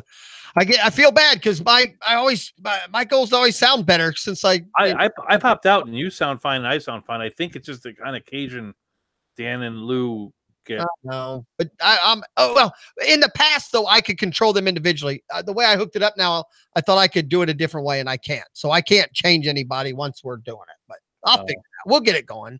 I love everybody, and it's Chacha. Chacha could be lying to all of us. He could be sitting in his toilet, doing his cha-cha. What's that noise? Plop. Yeah, I love Cha-Cha. I love his show. Lou, I love your show that includes Cha-Cha, even if Cha-Cha doesn't know he's included. I've enjoyed that a little bit. So, it's been fun. So, now, Dan, are we allowed to talk about what's Dave's deal? Is Dave not able to do a show? Doesn't want to do a show? I love aggravating that guy. That guy is the busiest person I know. He coaches youth sports. Right. He said he was going to be. And he's working nonstop, and he's taking lessons to be a pilot. And he's always the reason why we've been late for any show that we've ever been late for. And his schedule is just getting crazier and crazier. And yeah, he's like, I can't do it. And I was like, oh, I understood. Right. We'll see if it chills out in the future and he's able to come back. But at this point, I would say no. Okay. Well, and unfortunately, I doubt now I'll be able to get Luke right away either. I've got two young kids, Brody and another local kid kind of set up. And I thought, well, if I got Luke, that'd be three young people to talk about, sports and fantasy and some of this stuff and their opinions on it. And I'll if I get to that point, I'll at least let you know. Maybe you can at least let him know. Maybe I can work something out that Luke could get on a show and talk, because he enjoyed it the times he was able to. I know he would be juiced, and I have his cell phone number, so I can text him at any point. Yeah, once I get closer to committing, and unfortunately, I know right now he's busy because of track and some stuff, so I don't need to do it right away. And Brody was on with me last week. He doesn't do fantasy baseball except DFS, but same thing. He kind of thought, well, he'd come back on in a couple weeks when the season starts. He'd like to talk more DFS baseball. So we'll get him back on. And, that'll be fun. Again, I like getting those guys' opinion. Even though young people are wrong about everything, I still like to hear what they have to say, but, again, they're all about MMA and believe it or not, even wrestling and some of that stuff more than they are baseball and some of these other sports. And obviously most of them are still big football people. And again, I still think it's going to come around. I just don't think baseball needs to do anything at this point. Just, what, let it, every sport's gone up and down. Football's had bad years. Just, write it out, keep the game what it is, and the fans will still come around and cycle back. So I'm not too worried about any other sport taking over. I don't think soccer or hockey's going to take over, baseball spot. So, it's the worry is basketball, because you see these polls, when they do these polls, basketball actually has overtaken baseball when they ask the question, what's your favorite sport? It's not, because I think money wise, I still think baseball's number two as far as. Well, the thing about it is like 44% say football, right? But of those people, of the people who say football, if you ask them what their second favorite sport, more than half of them say baseball is. And so baseball has more fans as a whole than basketball, but basketball has made some real moves in the last 5 years. Yeah, I was going to say, money-wise, basketball is valued more than MLB is right now. Really? Yep. Look it up. You say basketball has more revenue? I believe him. That's correct. As an overall company, they're valued as more than the MLB is right now by a good amount. Several billion dollars. You're talking the value of the teams or just the value of the league? Generated? The value of the overall league. What they say the value of the league is valued at right now. Okay. I will look. I can't look that up while we're in there. I'd be curious because I find that hard to believe. But football teams are worth tons of. Yankees I could be wrong, but isn't the Yankees still the most? Didn't that guy pay $2 billion for the Clippers? A lousy team? I think Manchester United, actually, the soccer team, actually might be the most worth the most. Well, as a league as a whole, if the Clippers are worth $2 billion, then NBA's got to be worth a lot. I I'll mean, Google it in a second. Easy. By the way, Chaw said the YouTube feed is way better. okay. And unfortunately, I did it. That was part of my goal, that I could control the feed going to each one individually. And unfortunately, now that I've got it going on, I'll get it fixed. Thanks, guys. Thanks, Cha. And I think more people actually listen. And that's what, and Andrea said that, she was listening to YouTube at the beginning, so we all sounded fine. So I'll get it taken care of. But I guess I just have always heard that in the last few years, that if a team was for sale, if every team was for sale today, the Yankees would go for the most. And so I guess I mean, worldwide soccer is the biggest. So maybe that would. I think it's just the most from baseball. I mean, I bet you that if you were to sell like the Cowboys or the Patriots, Cowboys would sell for more than the Yankees. Then you think? Yeah. That's just the nature of the difference between the fandom of football versus the fandom of baseball. Huh. I don't know. I mean, I would even think the Yankees worldwide has a better value of name and what they've done, which would make them more valuable even as a worldwide entity than the Cowboys. To me, the Cowboys are just America, where I think people know the Yankees, right? I mean, I've seen pictures. Yeah, they do internationally for sure. I think you're right. Right. Which is, and I had a list. I wrote it down, but I didn't plan on talking about it today necessarily. But JJ brought up one day last week about, we don't even understand that soccer numbers worldwide are crazy. We're not even close, meaning worldwide viewership, our Super Bowl, which is by far the biggest thing we have, and even worldwide is the biggest American event.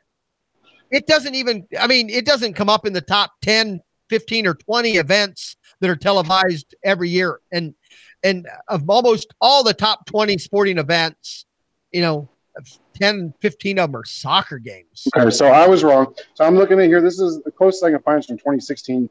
NFL gross $13 billion, MLB $9.5 billion, the Premier League $5.3 billion, and NBA $4.8 billion. So which one was top? NFL and then MLB.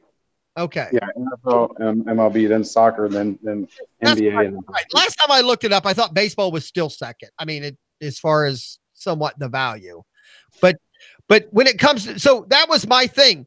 What would we consider as Americans, but worldwide, what are the top sporting events in the world? I guess the World Cup the number one sporting event if we talk worldwide sporting events? Probably. Maybe the Olympics, but one of those two.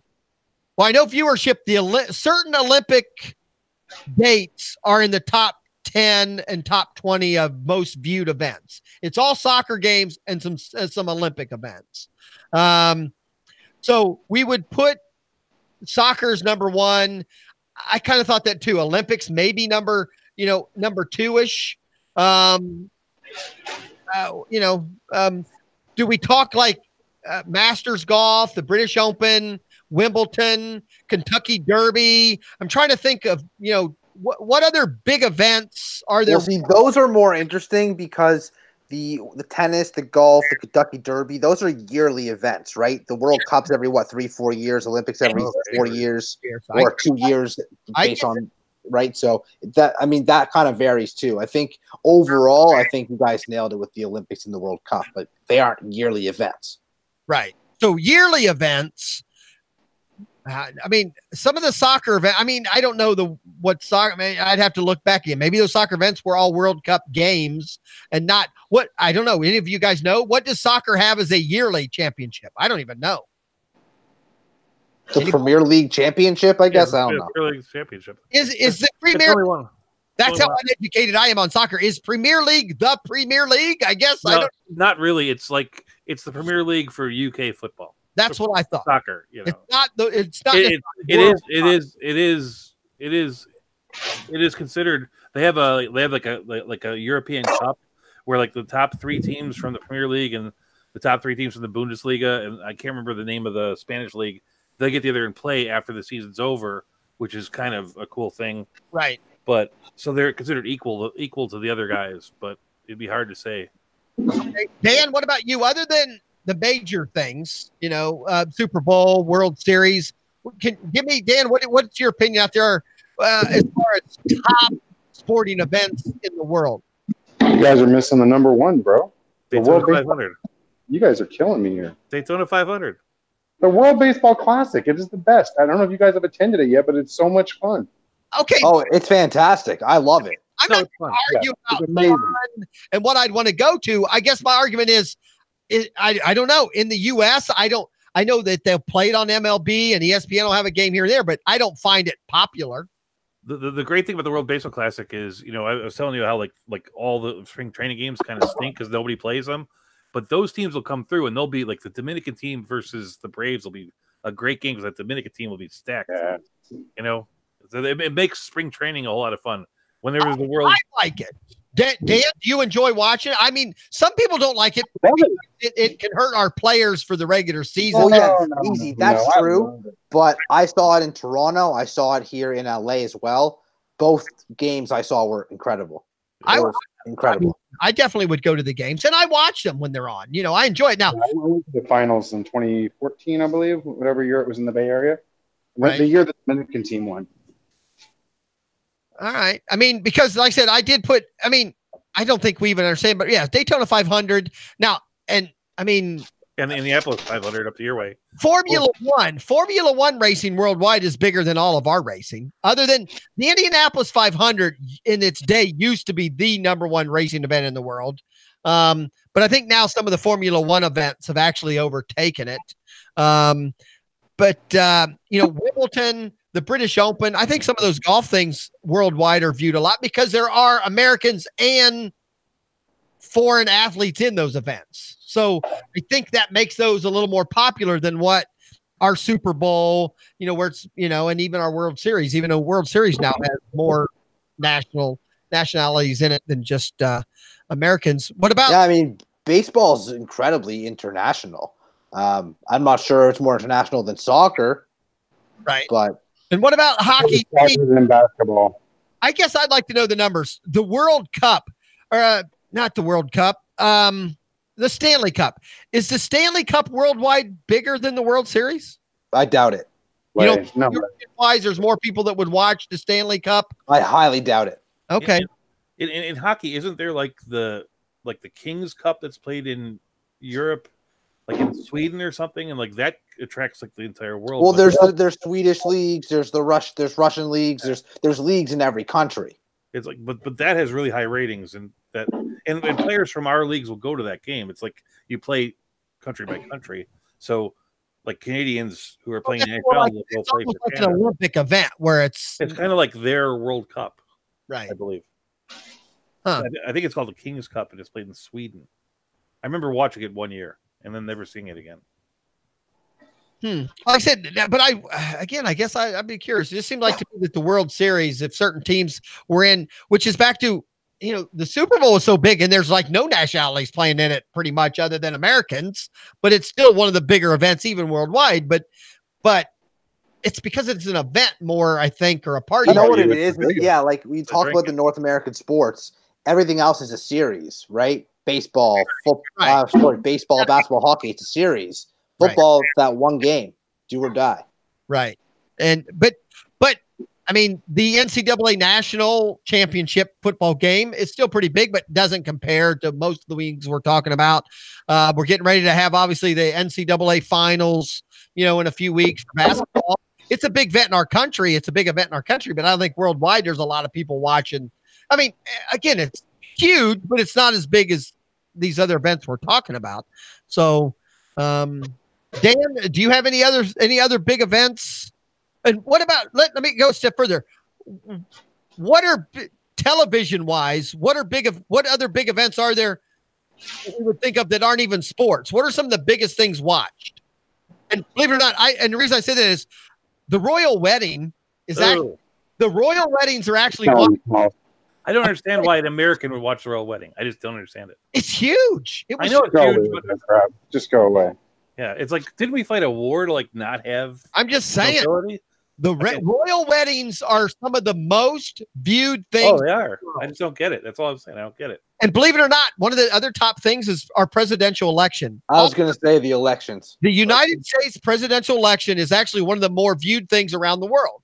About the season 7 of Game of Thrones, I'm extremely excited about.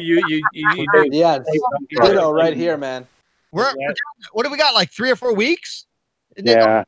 The 1st of April at some point, right? Yeah, it's going to be a huge event. I know that. What other event? What about the Oscars and the Grammys? I think are pretty big all around the world. Oh, I haven't paid attention to those in a decade. Oscars have a place, but the other ones are a lot less. Are a lot less. All right. So America, though, Super Bowl is it. That's the king, right? I mean, there's nothing bigger. That's one day. It's party day. The Super Bowl is the biggest watched event. So, I mean, I think in the top 10 viewed things in America, it's like 9 of the top 10, right? Something close to that. I think the last episode of MASH or something sticks in there somewhere in the middle, and everything. There's a couple other last episodes, but everything else is the Super Bowl. Yeah, I think Seinfeld's last and MASH is last, and everything else is Super Bowl. And that even counts presidential election, meaning the presidential election for America is more popular worldwide than it is in our own country. So, and I think one of the royal weddings, I think the Diana one was one of the top 10 or 15 things viewed in America, which is pretty. What about the O.J. Simpson court case? That was pretty widely viewed. That was amazing. Yeah, but was that amazing though? Just in our country? I don't think that. I'm not sure that. Yeah. I'm thinking our country. I wasn't thinking about. I think it got played elsewhere in the world. I think it got played everywhere, other places, but in America, it was. I was addicted. I had a job at the time where I got off at noon, just in time. I went 4 a.m, got off at noon, and I would come home and watch OJ trial till. What about boxing matches? I mean, I know they're not what they were in the 50s and 60s and stuff, but I mean, I know. Now, see, I looked it up in the 60s. Mayweather Conor McGregor fight drew a lot of freaking people, Yeah, but as a percentage of viewers back in the day, like in the early 70s, some of those heavyweight bouts, I mean, as a percentage, like when it was on NBC or when they did them like on Wild World of Sports, like 70% of the TVs in America were turned on to that boxing match. I mean, obviously not as many people because there weren't that many people then, but as a percentage, a lot of people turned on those boxing matches back in the day. So speaking of that, what about our 2 retirements that we have this week? We have Gronkowski retired. Is he going to the Hall of Fame?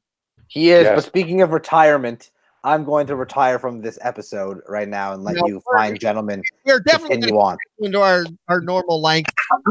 That's good, but I do need to tell you one before you leave, because actually the last few minutes I did want to talk tonight, but since you're leaving, I guess I'd have done earlier. We're doing that. I want on the round table for us to spend a big portion of one of the round tables designing. I don't want to use the word perfect, but I want to design a good fantasy football league for the Lenny Melnick Fantasy Sports.com site. And I want to get it done soon so that we can get it out there. I mean, this is going to be an invitation only type thing. But I'd be curious, but I want input. I don't want to just start a league.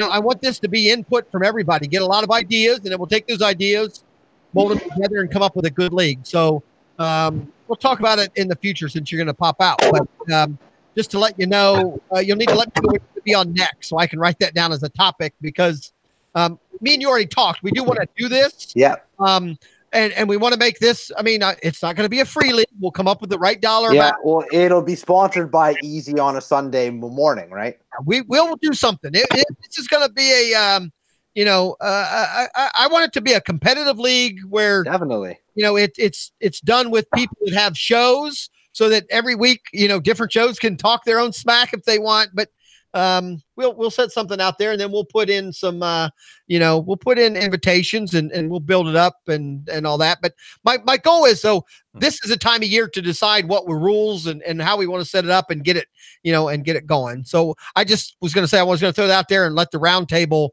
make those decisions. So thanks. Sounds like a blast. I'll be in touch.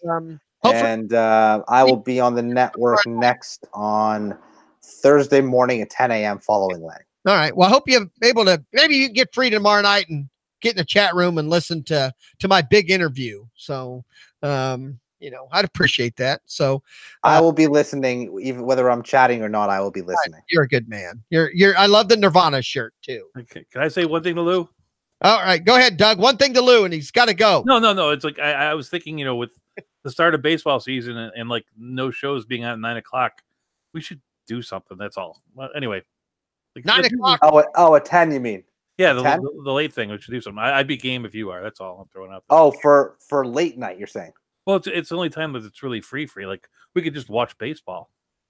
Yeah, it's the first day. Of the season. That would be a good idea. There's definitely some spots open, Doug. We'll talk next week. Well, it's 2 days from now, right? Yeah. I'm just saying I'd be game for something. You can leave. We'll talk. That's all. For sure. No, that's a good idea, and a lot of times that would probably work for me late because of the time change. All right. I would love a baseball thing late at night after the game. Some of the games already ended, and some are getting ready to. I know the West Coast games at 10:00 or at least a few innings deep. So, all right, Lou, thanks. Are you talking about my Thursday fisticuff slot?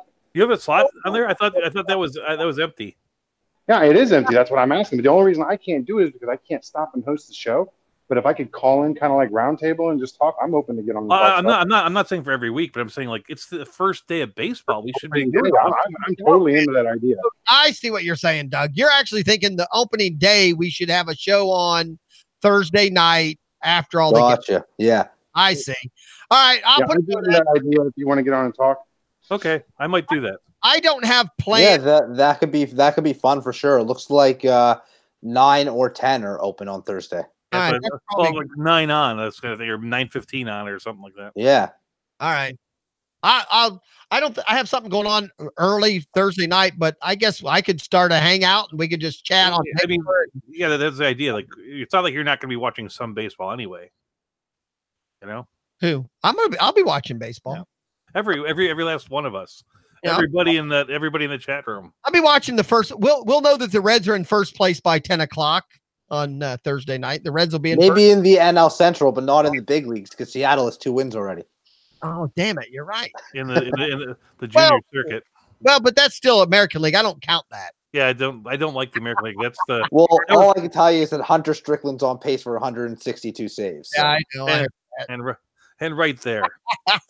Everything. I will retire on that note. Right, thanks, guys. Enjoy the rest of the show. Again, thanks for coming on. Lenny, Melnick, FantasySports.com, Legend Sports Network. This is EEEZ Around the Table. I'm Easy Kill. I have Doug still with me. I have Dan with me. Dan, what is your work schedule now? Silence. Muted again. I love when Dan talks to that muted. I'm here. I'm sorry. No, I'm carrying a trash bag in my hands, and I had the mute on so I wouldn't make a bunch of crackling sounds when I'm walking through the grove. Man, I've been working like a noon to probably like almost midnight schedule. Man, 12 hours? Easily. Man, I worked 70 hours last week. Pot does not rest, does it? It's only because I just closed a deal with a big company, and I had to get this place clean. And we were like working around the clock to try and make sure it was perfect for when you got here. So, okay. Well, congratulations. So, but are we still harvest time? I mean, again, I don't know what the process is, but I'm dealing with trimming right now. I'm dealing with cloning. Nothing, my eyeballs and crap. So how much longer until you have, I don't even know, is there a downtime before you plant the next crop? Yeah, I'm going to have a little bit of a downtime, but I don't know when it's going to be. I'm curious if it was during the baseball season. I mean, you'll have some time. Yeah, I'm hoping so anyway. I don't blame you. I'll be able to get away and go to a game or two. Yeah, I went to one game last year, and I was so disappointed. I went to one spring training game and one A's game. As an older gentleman, I got to tell you, when you start going to less and less, it never goes the other direction. So I don't know if it's just me. I mean, the old man in me is like, I just don't want to drive an hour and a half to Cincinnati.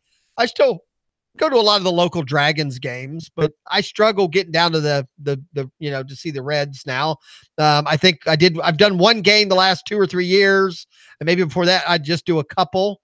And now it's just, again, 3 or 4 hours on the road, and that doesn't even count the game. I mean, literally, if I go to a Sunday afternoon game, I'm gone all day. You got to leave early in the morning. You get there for noon, 1 o'clock, first pitch. It lasts 3.5 hours, and then 2 2.5 hour drive home because it's always an hour longer to get home than it is to get down there. Just makes it hard. But I'm a grumpy old man. What can I say, Dan? So you don't have Doug? What about you? Are you scheduling any games to go to, or right now? I have seen tickets to the Fire Frogs, but it's a tradition with friends of mine to actually go see the opening game in Daytona. So I'm gonna go to that one. All right. I just talked to an old friend of the chat room tonight. That lives in Indiana. We're gonna get together and go see a Dragons game here in the next month or so. He's gonna come to town. It'll be kind of fun. So I'm looking forward to going to some games. And I got to be honest, I'm preparing for softball. I'm getting ready to play in some games. I need to get out there and start hitting off of a tee and get. Is your minor league team participating in a thing where they change their name for a week to be more Spanish? Not aware of that. Not aware of that. Huh? And it's a big deal because this is our 20th year anniversary, and I know there's a lot of stuff going on, but I have not heard anything about the name change. It's to sell. Some of those names are kind of crazy, right? It's a little more uniform, but it's supposed to be to make it a little more Latin friendly. Yeah, Dan. In case you're interested, Jose Canseco is offering softball hitting lessons on Twitter. So you may want to contact his agent. He has a number on his Twitter feed. Softball hitting lessons. I'm not joking. You should go on his Twitter feed. It says it on there. I was freaking dying. He also offers Bigfoot and alien tours. Yeah, that one. We actually reported that about 4 weeks ago. That $5,000 you can go. Now, as somebody who with them. Now, I have a lot of topics, but that brings one up. Bigfoot? No. I play softball, and I have played softball since I was out of high school. I was never good enough to play college ball or pro ball or anything like that. So, you play high school ball, get out of high school. Back in my day, I would play 2, 3, 4 nights a week, play the weekend tournaments, and I've been playing softball forever. Younger kids and people who have never done it, they just laugh at you. They just think, they don't even look at it as a sport. Dan, I'm going to ask you, because I know you're the baseball guy, the sports guy. Have you ever participated in men's slow pitch softball? Yes, and I'm phenomenal at it. I'm phenomenal at it. I love that attitude. I think that I'm really good. I don't know. I can play every single position and pitch really, really well. Okay, but all right. Fielding's fine, and you can hit the ball. Huh? I said pitching is hard in slow pitch softball. I know, because I do it, but I'm good at it. I'm not going to argue. I hold my own.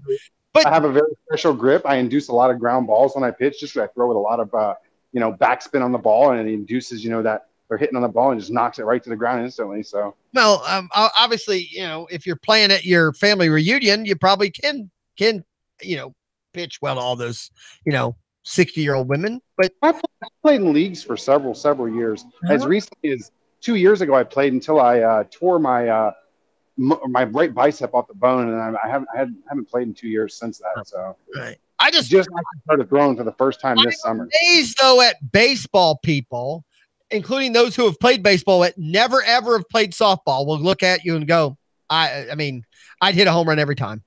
It's too easy. I could never play. That game's not even a sport. They struggle. Every baseball player I've ever played with has struggled because it's so much timing. They're trying to get that pitch so quick that they cannot be patient enough to wait for that ball to come to them in softball. Again, I've done it. I've been playing men's softball now for like 38 years. And I've seen a lot of young kids come and play 1 year and leave because they get frustrated, because they think it's baseball looking to some people, but it's still, there's some differences, and timing is one of them.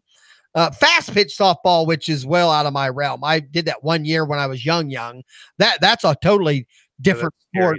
Yeah, that is very scary. And unfortunately, that's pitching dominated. The scores would be 2-3. It's almost like real baseball to a point, because they're throwing that ball pretty fast from 40 feet. They're pretty close. But I do enjoy watching women's soft. I watch all the college. I'll watch college games and stuff like that. And and some of that. But I don't know, men's slow pitch softball. I'm amazed at how many people, and out on the West Coast, California, because they play it all season round. Do you ever watch? I mean, ESPN will have them on. Do you ever watch some of these home run derbies or these king of the court type things where these softball guys get up there and just, they'll hit them out of, Major League Baseball stadiums. I mean, some of these guys can poke a softball. Neither one of you have ever watched it on ESPN. So I've watched the women's college softball, and it's pretty competitive. But now ESPN, Fox Sports, every once in a while you'll turn on, they'll have a men's slow pitch softball all-star game going on, but not. I'm not talking like. I didn't know the King of the Court was still around. That guy Eddie's got to be like 80 years old. Well, I'd say King's Court because that is he was fast pitch, but no, there are home run league. There are things where they kind of like the long drive contest for. You ever watch the long drive and golf stuff where they'll put that on ESPN every once in a while? I've seen that. I mean, like at the gym, they'll have 15 TVs on. You're watching it in the afternoon. You guys are hitting at 380 yards. And shit like that. I mean, they do the same thing for men's softball. It's kind of like home run derby type situation. And these guys are just blasting the ball. I mean, it's phenomenal. And these guys are 290 pound, they're pretty big boys. So I grew up in Chicago, and Chicago plays a different version of softball than the rest of the world. And so it's kind of, when it came down and started playing this. What's different? Well, you don't wear gloves. The ball's bigger. Softball. What? It's real. It's soft. No, the ball's hard as hell. Right. It's really right. Softball. People always make fun. They say, why they call it softball? The ball's hard. It's like being first base in a no mitt softball. I'm out. You made that up. Chicago. Anybody else that they're playing? They play softball with a 16-inch ball, a little bit larger, but no gloves. You can look it up. No way. And the pitcher's allowed to block twice on a pitch. Dan, have you ever heard of that?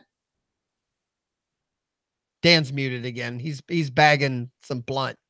It's one of those things that Chicago softball guys, whenever they play softball, they always do this with their hand. These are the fingers I broke. Dan, have you ever seen bare-handed softball? Yeah. No, that's news to me. Yeah, me too. I am going to go on YouTube when this show's over. I'm going to go look it up. It's something they've been doing forever and ever. The gloves are weird. Well, no, wait a minute. Now you're saying there's some kind of a glove. No, I said gloves are strange. Oh, they don't use it all. I have watched. Have you ever watched some of the old timer where they replicate old time baseball? And they have to wear the old mitts, and they do some of that. We have a league that. We have a league here in Dayton that plays that old time baseball. That's fun actually to go watch. It's a little bit different. They use bats that are like 42 ounces. Yes. I mean, the guys lift their leg real high with that rear. Remember the old kick where they kind of their leg would be straight up in the air. It's really funny to watch. But it's do they wear the uniforms for the local logging companies and stuff like that? Yeah, made out of. Not just made out of sheep's wool. It's made out of the sheep. It's so hot and thick and sweaty. Amazing. I could not imagine playing in that kind of stuff back in those days. I mean, people don't even, again, another thing that Babe Ruth doesn't get credit for, he hit those home runs in uniforms that weighed, he was a big boy. That uniform probably weighed 20 pounds if it was wet, that was no joke. They played in those old cotton uniforms. Oh my God, that'd be miserable back in the day. So, yeah, they replicate that whole thing. It's pretty interesting. So, just fun to do. I mean, there's a lot of crazy sports out there or entertainment things. It's just a matter of, going out and watching some of them. I'd rather do that and go watch, monster truck racing. I mean, that's a whole nother. People like that stuff. It's not a sport though, right? Dude, I don't know, Easy. When my kid was 3, his favorite thing in the whole world was monster trucks. And I took him to see that stuff live. Man, it's actually really cool. I have been to them. I'll give you that. There's something about seeing it up close, but I don't know. I again, maybe because I live in the Midwest, tractor pulls to me are much more entertaining than monster trucks. And the first monster truck I ever saw in my life was during a quick intermission that they had at a tractor pull event. And then all of a sudden out came this, now what we'd call a monster truck back then. And it might've been Bigfoot. I mean, like the original Bigfoot back in the day where it was just like one big truck. Now there's like 500, and 99. I mean, if there's 500 of them, 450 of them are called, Gravedigger. But back in the day, tractor pulls, which we still have here in Ohio. I mean, tractor pulls are a pretty big event. I don't know if you guys have them anywhere else, but where they pull that big weighted sled, I mean, they got like 9 engines on there. I mean, that shit's awesome. That I find fascinating. Easy. You gotta tell me what your stance is on the crash up derbies then, because I'm a fan. Okay. We still have those here in Florida. Those are hysterical at times. I was a fan as a kid. You're telling me you don't have them at like the local fair every year, like the county? You have them at the fair, but that's not the night. I would go on tractor pull night. I won't go on crash up derby night. Dan, I prefer the figure 8 thing more than I like the derby. The derby, people, you just couldn't follow it all. Yeah. But when you do the crazy 8 thing where they cross the middle and then there's crashes, and we have a racetrack not far from here where they still do the crazy 8 thing. Am I saying it right? You know what I'm saying? Where is it called something different where they figure 8 racing? And they do it here with school buses because obviously the long school buses, there's more crashes. I've done that a few times and that's entertaining as hell. So the craziest one is they would do the one where it would be a truck pulling a boat and there'd be like 10 people drinking in the boat behind them. Well, then no, I've not seen that. I would see like that's a Florida thing. It's like and they cross and like everyone's about to die and that has Florida written all over it. It really does. It's a real thing. Now I can say I'm trying to think what year it was in the late 70s.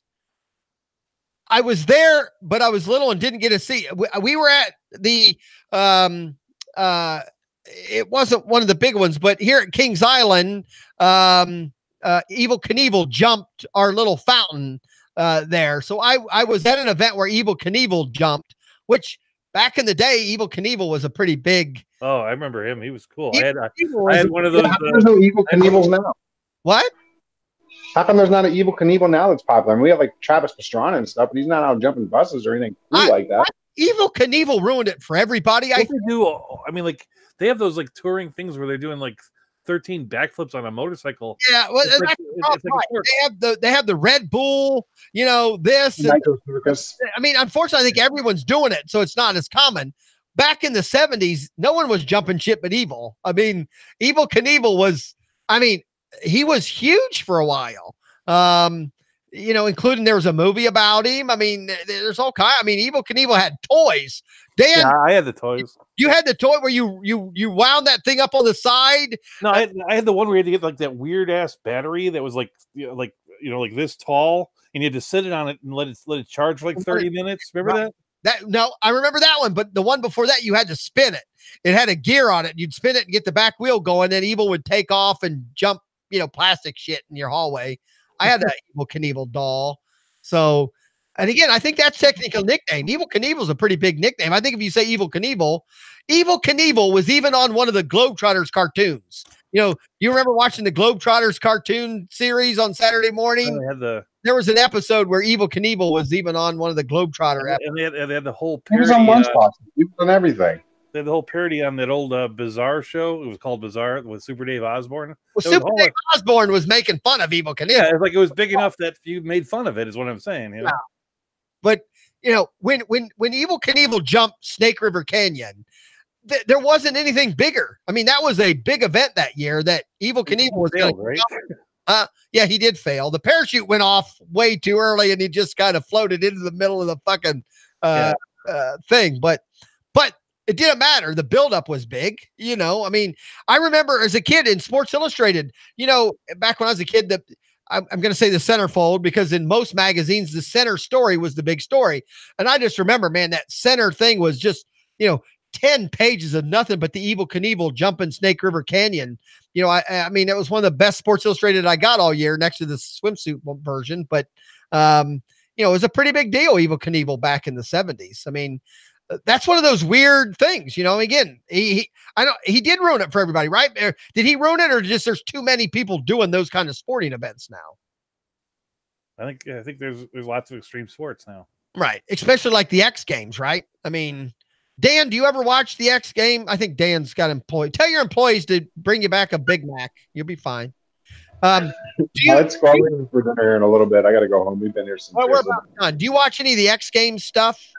I used to pretty frequently, and if I'm bored, I'll catch something here. And like I said, I'm so busy. The only thing I ever really make time for is baseball. Like you can see, there's a damn game on right behind me. I'm watching spring training game over here. So, is that your dog? Is that your watchdog for the pot? That's Hank. He's crazy. Hank. Well, Hank will need to come on tomorrow when we talk about dogs. Blade, he's crazy too. Yeah, you got a couple of dogs. Now, do they go back and forth with you every night? Where's Jim? I haven't heard about Jim in a while. How's Jim doing? Got a new job, man. He's working over at AutoZone, hanging out, making friends. AutoZone or one of those parts companies. He's like driving the parts back and forth and stuff. So he's doing his thing. So he's not working with you at all now, because wasn't he working for you? He's still a co-owner of the company. Okay. So he's collecting residuals, but he's just out doing this thing. You want an old man job, hanging out with friends and things like that, getting out of the house. Right. All right. I mean, I believe that. I mean, that'll be fine. But the X Games now, I pick and choose what I want to watch. I'm sorry. When they jump snowmobiles, I'm watching. I love them. When they're jumping snowmobiles off big ass ramps, people don't realize those snowmobiles weigh like 800 pounds. I mean, again, this year, I just watched it a couple weekends ago where, the guy fell off and that snowmobile came down and just missed him. It would have killed him, which has happened. I mean, there's been a couple of deaths during the X Games, and unfortunately, I think both of the ones I know of happened during snowmobile events. Unfortunately, one was a participant and one was a person in the audience. But so what you're saying is we need to combine the X Games with the NBA dunk competition? Right, and dunk off of a snowmobile. That's the next hot thing. Well, you know what I want to see, which really it's amazing that they are doing it, is like during the Olympics. I always like to watch like the ski jumping, right? How come like during the off time they're not like riding motorcycles down those things? And because those aren't Olympic events. But these things exist. There's a ramp there, and they could like jump in a motorcycle like 300 yards. Okay, but see, you just named an event that I used to watch as a kid all the time, and to this day, there is no Wide World of Sports anymore, but Wide World of Sports, the agony of defeat scene was that guy that crashes before he launches. He crashes on the ramp before he even jumps, so he's spinning off to the side. Back in my day, when they did the ski jumping, they jumped off hills that had snow on them. Now these are man-made, artificial. They're I don't know what the material is, but they're track. They're not even on snow until they hit the ground. So I find that sport's off my list now. If it's downhill snow jumping, you should be going down a hill that has snow on it. It's not snow jumping, it's ski jumping. But they call it that now. But it used to be downhill snow, ski, whatever you want to call it, damn it. But there used to be real snow. And they would even say the guys that would go early would have a little disadvantage because the snow wasn't packed, and then it would get packed and be faster. The weather played a part in it. So to eliminate that, they now just jump off of, again, some plastic ass track.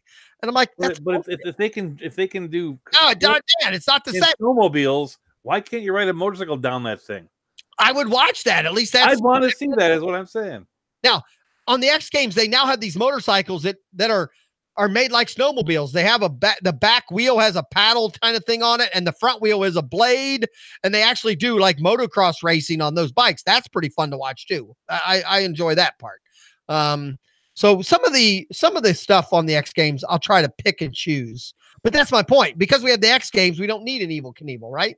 It's just not as when's the last time anybody jumped anything that was big? I mean, I know there was 4 or 5 years ago, I think Evel Knievel's kid was jumping between two buildings in Caesar's Palace, or he replicated what his dad did, but he was jumping from one building to the other building, not the actual fountain. And he made it. He's not dead. So that was kind of stuck. But I'm just saying it's just something different. So, all right, we've gone our 2 hours. And we discussed only like 4 of my topics, and we made up a few others. But the way it usually goes. Like I said, one more. Dan, what's the thing you're looking for most on opening day? Oh, he's muted. Doug, I'll ask you first. What's the most the thing you're looking forward to number one on opening day? I mean, I think it's what, since I was 6 years old, I've found time to watch the Cubs opener. So it's like a lot of years just being somewhere. I mean, it's been weird spots. Like I've been traveling at work, and I'd pull into a place in Arkansas and watch it there. I got to figure out where I'm going to be this time. So just watching the Cubs game. And I'm probably like that too. I just want to see the Reds. You know, once the Reds season opens, then I know baseball's here. Yeah. That's not a spring training guy, so I'm ready. There are some things that I care about a little bit, but I want to see if Darvish is healthy and guys on other teams. But deep down, it's just that first day thing, getting those. Well, and unfortunately, the difference in football and baseball is baseball. We know one day doesn't matter as much. Over the long season, we can go back and go, damn, that game did matter. But the long and short of it is one game's not that big a deal versus opening day in football. You're like, oh man, I can't wait for blah, blah, blah, because, we need to win already and all that. Dan, are you back with us yet enough where you can tell me what you're looking forward to on opening day? I'm moving tables right now. I need about 5 minutes. All right. Well, we're going to be done. We're going to be done. He's moving tables. Him and the dog are moving tables. Well, at least he's got the dog there to help. Yeah, that's true. That's true. So, makes it, gives him something. Now, Doug, have you got your lineup set? Are you ready for your fantasy? Except for, no, I think, I can pick up a picture or something. Yeah, my lineup's already set. I just know that I'm waiting for a couple people to either get sent to the minors so I can reclassify them, or go to the DL so I can reclassify them. I have to be one of those people. I don't cut too many. I don't do much the first week, and sometimes it burns me, but I'm one of those. I drafted them. I'm willing to at least go a week or two, unless somebody gets injured or something really stupid I did. I do enough of my drafts start like in February, and so like there's a wait, and so I make some moves, but I really have only made 3 moves. Okay. And one of them is I put in a bid for Fernando Tatis because in the one league he's available. Right. 5. But it's like, it's like Pete O'Brien looked awful in the minors in spring training, so I picked up somebody to replace him, and now I can't remember who it was. I believe you. Oh, Chad Pinder. That's I got. Again, I've got a couple guys that I think are going to be on the DL, but they haven't moved him there yet, so I still have to keep him on my roster, so I can't move him out, because I don't want to get like Scooter Jeanette. I have him in a couple, things, and now he's out for some time. I have in a league where I don't have any minor league things. I have Jesus Luzardo and Nick Senzel, and they're both hurt, but they might get sent down and put on the minors league DL, which doesn't help me at all, or they might be put on DL as a major. Yeah, that's true. And it's like I like that's the. I forgot all about that. Right, if they move to the minors and go to the DL, you got to drop them or keep them on a roster if they're not on a major league DL. That's right. So like those are the 2 that come to mind. Yeah, Luzardo and Senzel. Huh. Yeah, like I said, I'm one of those that it takes me a week or 2 to really get into the baseball mode. Dan, what are you looking forward to the most for opening day? Ready for this because it's an amazing answer. I'm looking forward to not having baseball for the next 6 months in a row. I know every single day I can wake up besides 3 days after the All-Star break, and I'm going to have a team to adjust. I'm going to have some kind of baseball news. I'm going to have a game to watch. I'm going to have something to do, and it is my favorite time of the year. Well, good. I mean, like I said, baseball, fantasy baseball is not my majority thing. I'm getting more into it every year, but I agree. I mean, I get that feeling. I know what you mean because I get it with football, and hopefully. Football is once a week. Baseball is a daily grind, and I'm telling you, I know. Fantasy leagues is you got to be grinding for 6 months straight. Every single day, you cannot miss a lineup change. And every day you're grinding at it. Attention. I know, and I just got done grinding a basketball league that I got. Man, I made it to the semifinals. I'm the number 4 seed playing the number 1 seed, and I scored 1,083 points, and he scores like 1,104. He beats me like 20. I mean, we play all season, and I get beat by 22 points on the Sunday of our last week, and the 2 and the 3 seed neither one of them scored over 800 points. I mean, it just sucked to get beat this. But yeah, basketball's that way. But even in basketball, it takes me a few weeks because football's winding down. It just takes me a few weeks to get that excitement for the sport. And it's like now, basketball ended for me Sunday, and now baseball becomes my priority. But it just takes me a week or two to really get that. I'm just out of my mind. I can't wait.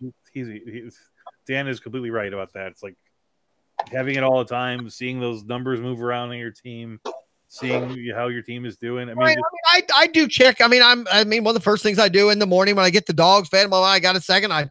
You pop up that ESPN app or the Yahoo app and just see, how did I end the night? I'm on the East Coast versus the West Coast. So, I usually go to bed with a player or two still moving around. Mm-hmm. So, it is fun to get up in the morning and verify that, And that when the All-Star break hits and you get that day off of checking it, you're checking anyway because you'd rather be checking.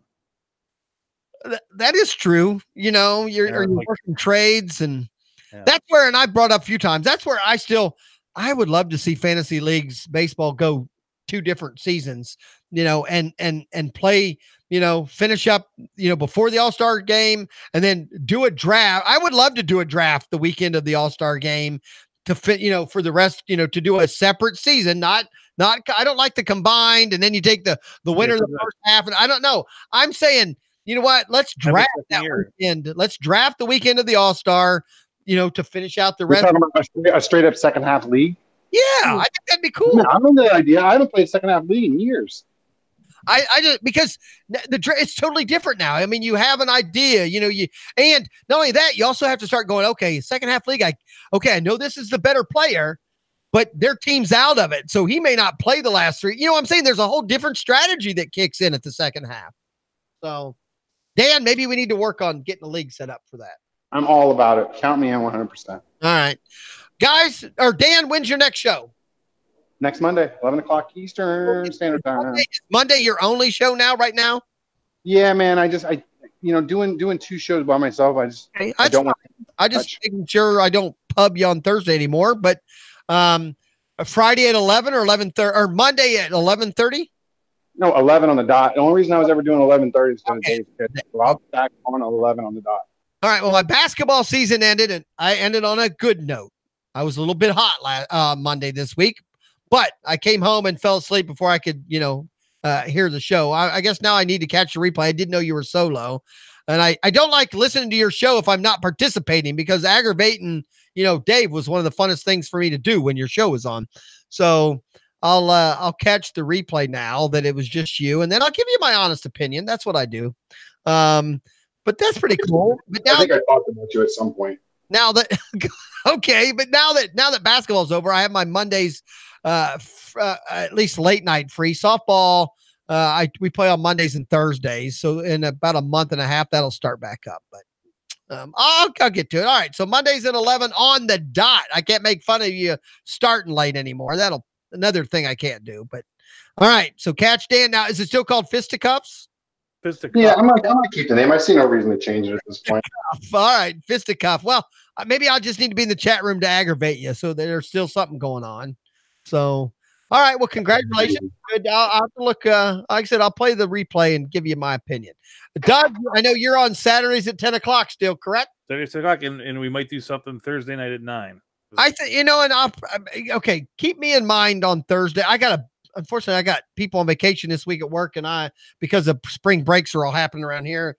My ass. Well, you have the cool Google Hangout stuff. I would do it through Skype. People would just call me on Skype. Well, if you do Skype or Hangouts, whatever. But if you end up doing it, let me know. I'll be available late. I'm sure Thursday when I don't want to do anything else. I might just pop on. So, but I do have my show tomorrow night. Like I said, 4-year lineman starter for Indiana, Big Ten. Wesley Martin will be on talking. So he's 6'3", 316. He's a big kid. He is a very big kid.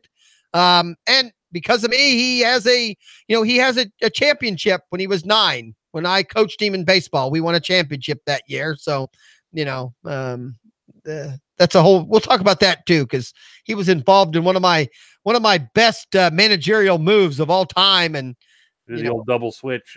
We did the double switch. I don't know if Wesley will remember.